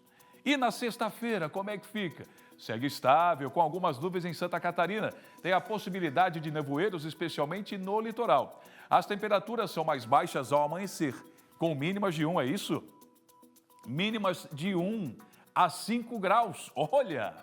O pessoal achou que ia recolher o casaco, né? E também a possibilidade de geada isolada nas áreas altas do Planalto Sul. Durante o dia, a temperatura mais amena em torno de 20 a 22 graus do Planalto ao litoral e mais elevada de 24 a 28 no oeste. Chapecó, como a gente falou agora, máxima de 23, dia ensolarado. O sol brilha no sul do estado, em Criciúma, com máxima de 19. Blumenau, pode chover, mas o sol aparece, mínima de 10, máxima de 17. Joinville, sol entre nuvens, máxima de 16 e mínima de 11 graus. Florianópolis, o dia lindo, máxima de 18, sol brilhando, mínima de 13. E em Lages, terra da Sheina, onde participou agora há pouco, sol brilha com máxima de 19 e mínima de 6 graus. E a seguir, imagens impressionantes de um grave acidente entre uma moto e um caminhão, onde deixou, lamentavelmente, um motociclista morto aqui em Santa Catarina. Todos os detalhes dessa ocorrência depois do intervalo. Fique aí.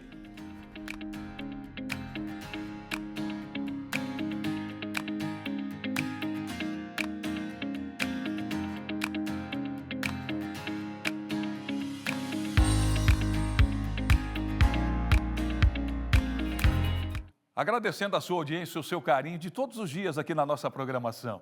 Como é bom ter você aqui, na TV mais querida do nosso estado.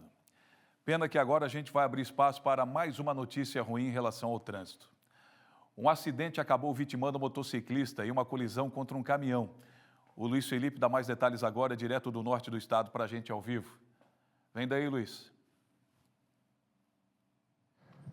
É isso mesmo, Cleiton. Esse caso acabou acontecendo no dia de ontem, aqui em Joinville, mais precisamente na rua Anita Garibaldi com a rua Alagoas, no bairro Anita Garibaldi. Um caso que foi bastante apurado pela nossa equipe do SCC-10 e também pela Sara Falcão, a nossa jornalista do portal SCC-10 aqui de Joinville. Arinaldo da Silva dos Santos, de 26 anos, acabou se colidindo contra uma carreta. Ele, segundo informações da PM, o mesmo não obedeceu a placa de pare, em seguida colidiu na lateral dessa carreta e acabou perdendo a vida nesse acidente. Um local bastante movimentado aqui de Joinville, que acabou vitimando uma pessoa, Cleiton. Lamentável, hein? E o impacto ali a gente vê realmente.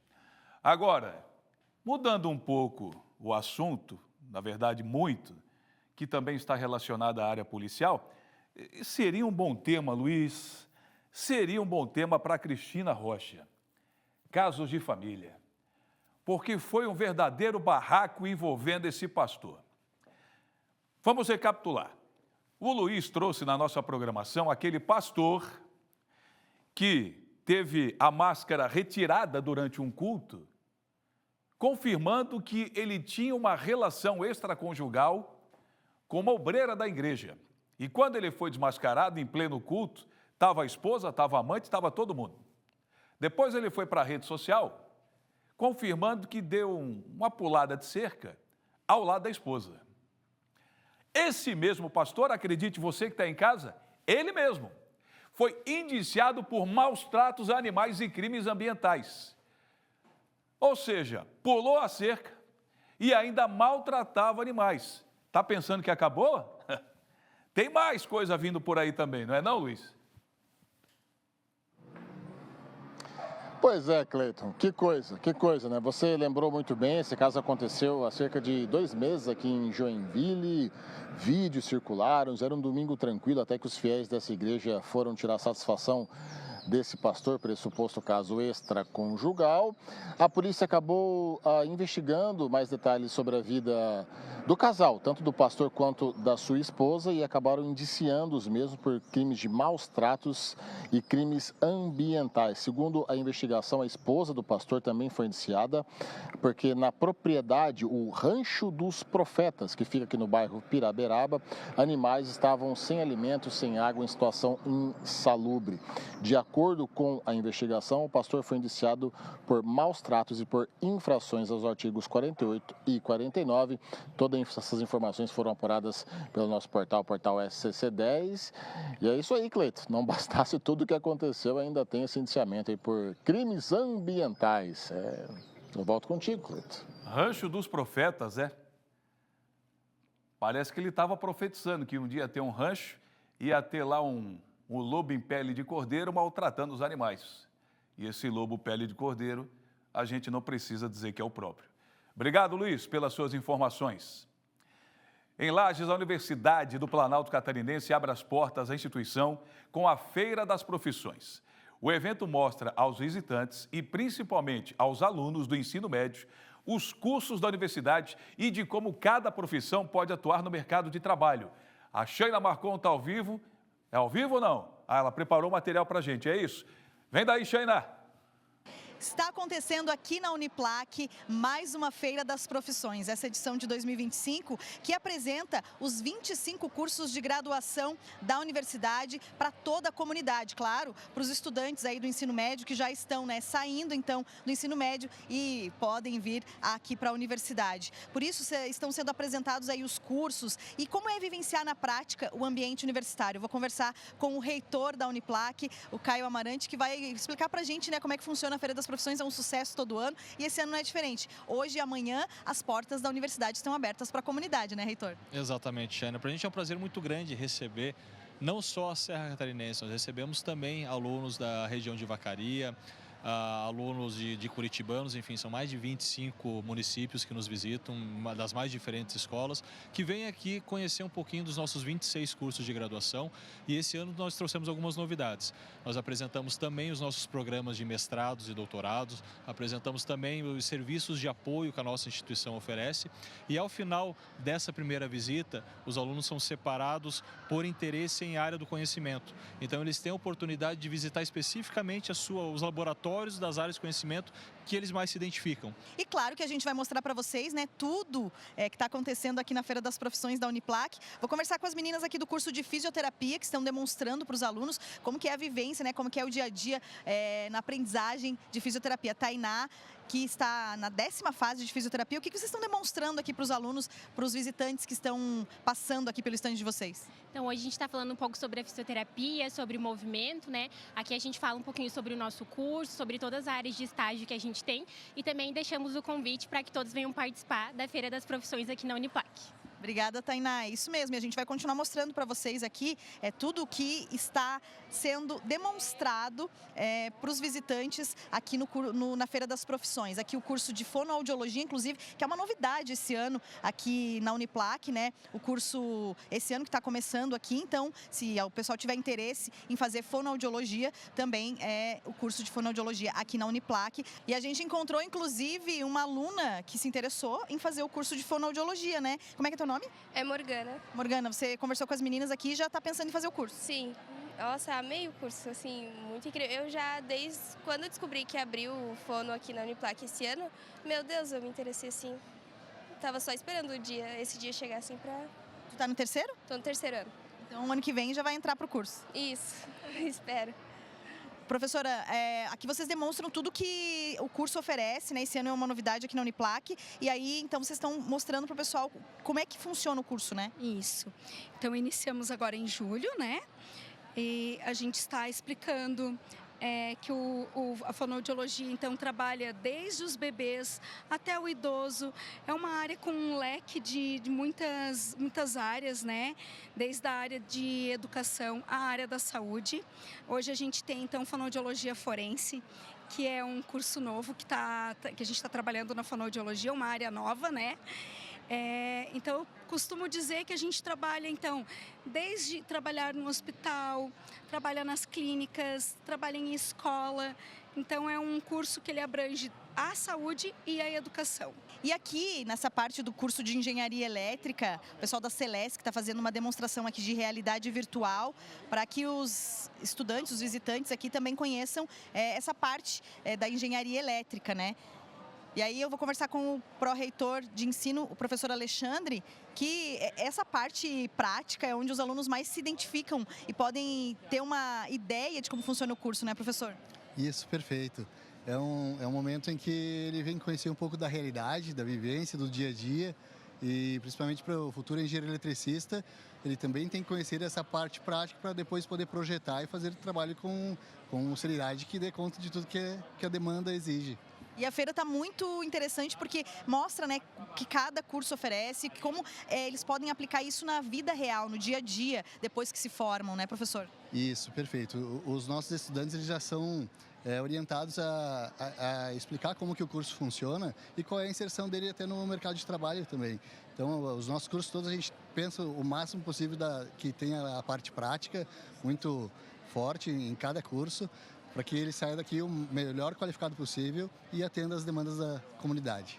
Obrigada, professor. Então é isso, a gente mostrando para vocês como que está funcionando aqui, como que é a Feira das Profissões nessa edição de 2025. Começou hoje, vai até às 10 da noite hoje, quinta-feira, para os visitantes aqui, quem quiser participar, não só os estudantes, né, mas todos os alunos aí da rede pública, da rede privada, estão vindo visitar a Feira das Profissões. E amanhã também, na sexta-feira, das 8 da manhã até as 10 horas da noite, aqui na Uniplac, no ginásio, onde então foi montado aí essa estrutura para apresentar os cursos aqui da Uniplac.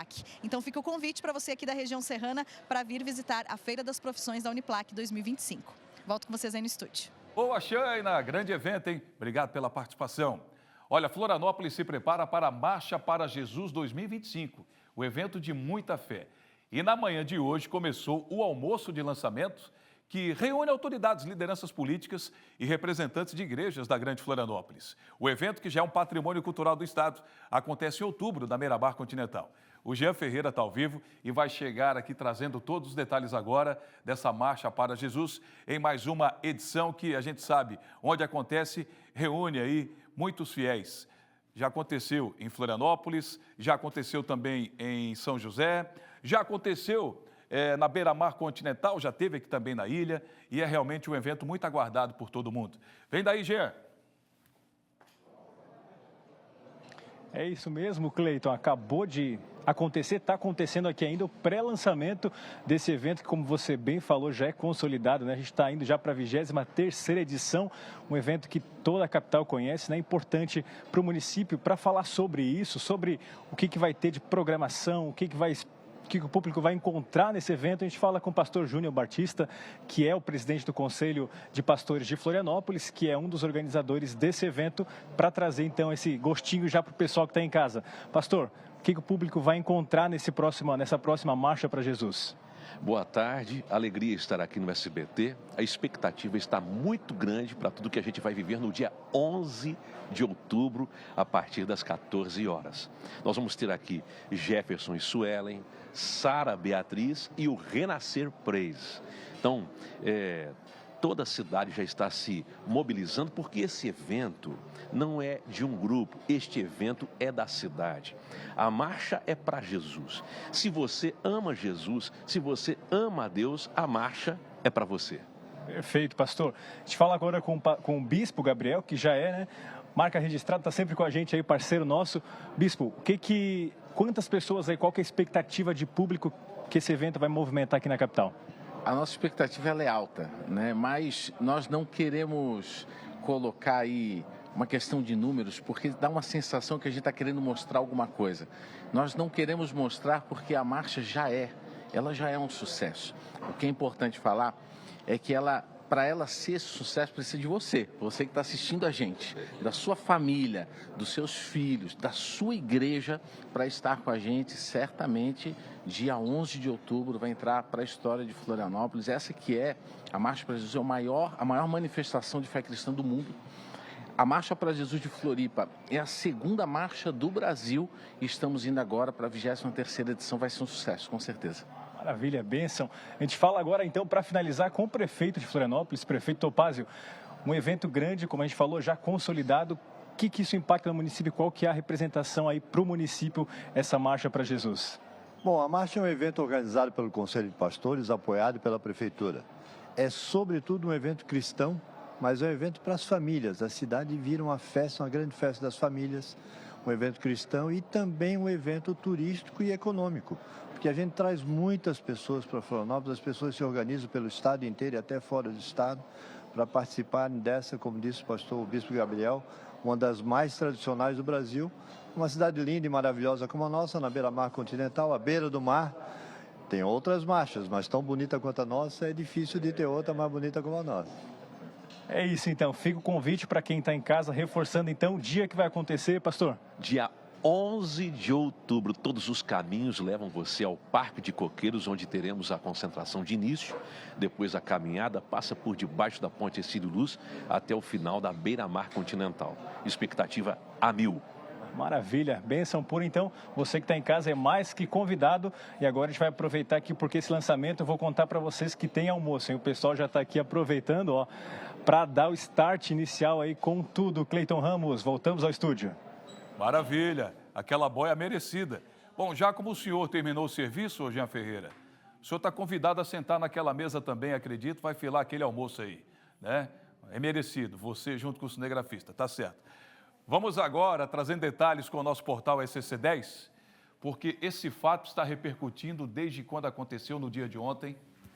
O influenciador e apoiador de Donald Trump foi morto a tiros em uma universidade dos Estados Unidos. Não se fala em outra coisa e todos os detalhes lá no nosso portal, Sofia.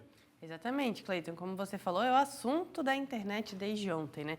O influenciador político e ativista conservador Charlie Kirk, de 31 anos, foi morto a tiros nesta quarta-feira enquanto participava de um evento em uma universidade no estado de Utah, nos Estados Unidos.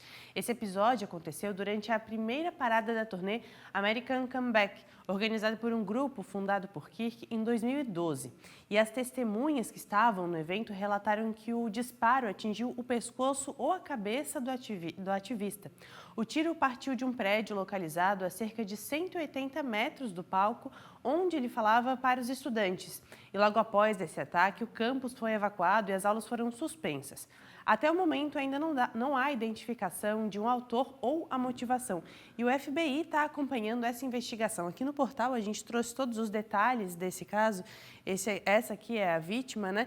E a gente tem também uma outra matéria falando sobre quem ele é, né? Um histórico aí, para que a gente possa entender melhor quem é essa figura bastante conhecida nos Estados Unidos. É claro, também a gente vem acompanhando aí todos os desdobramentos e a investigação para entender exatamente o que foi que aconteceu. Bom, ele deixa uma família linda aí, 2 filhas, estava acompanhando nas redes sociais. E impressionante que até no momento como esse, a divergência por pensar diferente acaba muita gente distorcendo os fatos, independente da sua escolha. O que eu vi de manchete, tentando manchar a imagem desse moço, não é brincadeira não. É o fim dos tempos. Obrigado, Sofia, pelas informações. A causa de um grave acidente com vítima fatal nesta madrugada em Itajaí está sendo investigada. A Cris Pereira ao vivo tem mais detalhes para a gente agora. A polícia está em alerta com casos de embriaguez no trânsito? Seria isso, Cris? Isso, Cleiton. Infelizmente, mais um acidente com vítima fatal na área urbana de Itajaí. De acordo com a Polícia Militar, aconteceu nessa madrugada, por volta de 1h45 da madrugada. De acordo com a PM, que coletou aí relatos e testemunhas, o veículo seguia em alta velocidade pela rua José Pereira Liberato, uma importante rua do bairro São João, derrapou na pista e colidiu contra um poste, um muro, portão de uma casa e também um poste de energia elétrica. O impacto da colisão foi tão forte, Cleiton, que o passageiro, um homem de 28 anos, acabou morrendo no local. O condutor do veículo, de 26 anos, primo dessa vítima fatal, foi atendido pelas equipes do SAMU, precisou ser entubado no local e foi encaminhado em estado grave ao Hospital Marieta Conder Bornhausen, onde continua em observação. No veículo, os policiais encontraram várias latas de cervejas abertas e amassadas.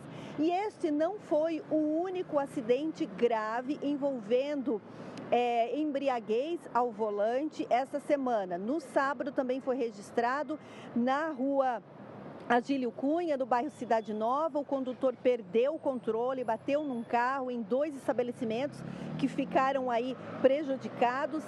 E por conta dessas 2 ocorrências, a Polícia Militar hoje lançou um alerta que a partir de hoje vai intensificar as fiscalizações em relação à embriaguez no trânsito aqui em Itajaí, porque muitos casos são registrados, estão acontecendo. Inclusive, os motoristas, eles não aceitam fazer o teste do bafômetro, mas como o comandante me falou, o policial tem como identificar se o motorista está ou não embriagado. Cleiton, volto contigo. Boa tarde a todos. Boa tarde, Cris. Obrigado pelas informações. Missão dada, missão cumprida.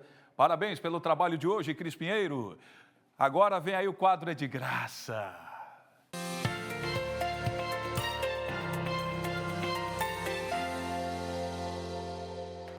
Iniciou a segunda etapa do programa Criciúma Mais Qualificação, que oferece cursos gratuitos, de graça, claro. A Manu tá lá e vai dizer pra gente que cursos são esses e o que dá para fazer e como se inscrever. Vem daí, Manu. Oi, Cleiton, exatamente. Se é de graça, é muito bom, né? Criciúma Mais Qualificação, agora a segunda etapa, as inscrições vão até o dia 30.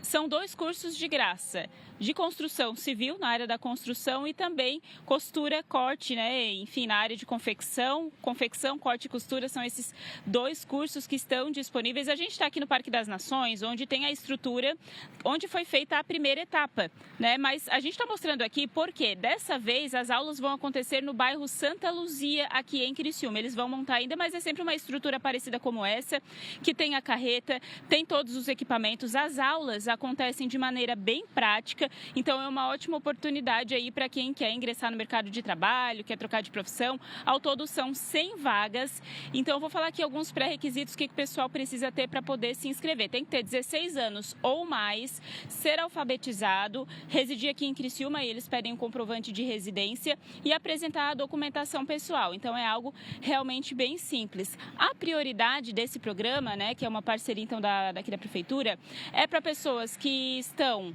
no momento desempregadas ou então aquelas que recebem até 2 salários mínimos. É claro que se sobrarem vagas, aí abrir para todo mundo, né? É uma questão de prioridade mesmo, mas todo mundo pode se inscrever. Então as inscrições elas são feitas de maneira presencial, pode ser feita na Central de Empregos, que fica embaixo do Terminal Central aqui de Criciúma, nas sedes do CRAS, que tem vários bairros aqui de Criciúma, ou então na Secretaria de Assistência Social, que fica na própria Prefeitura. E o atendimento é das 8 da manhã até as 5 horas da tarde, sem fechar ao meio-dia. Então, são essas 3 opções. O pessoal tem que correr até final de setembro. São 100 vagas para participar de um desses 2 cursos, né, totalmente de graça aqui em Criciúma. Volto contigo aí no estúdio. Graça e grandes oportunidades, hein, Manu? Obrigado.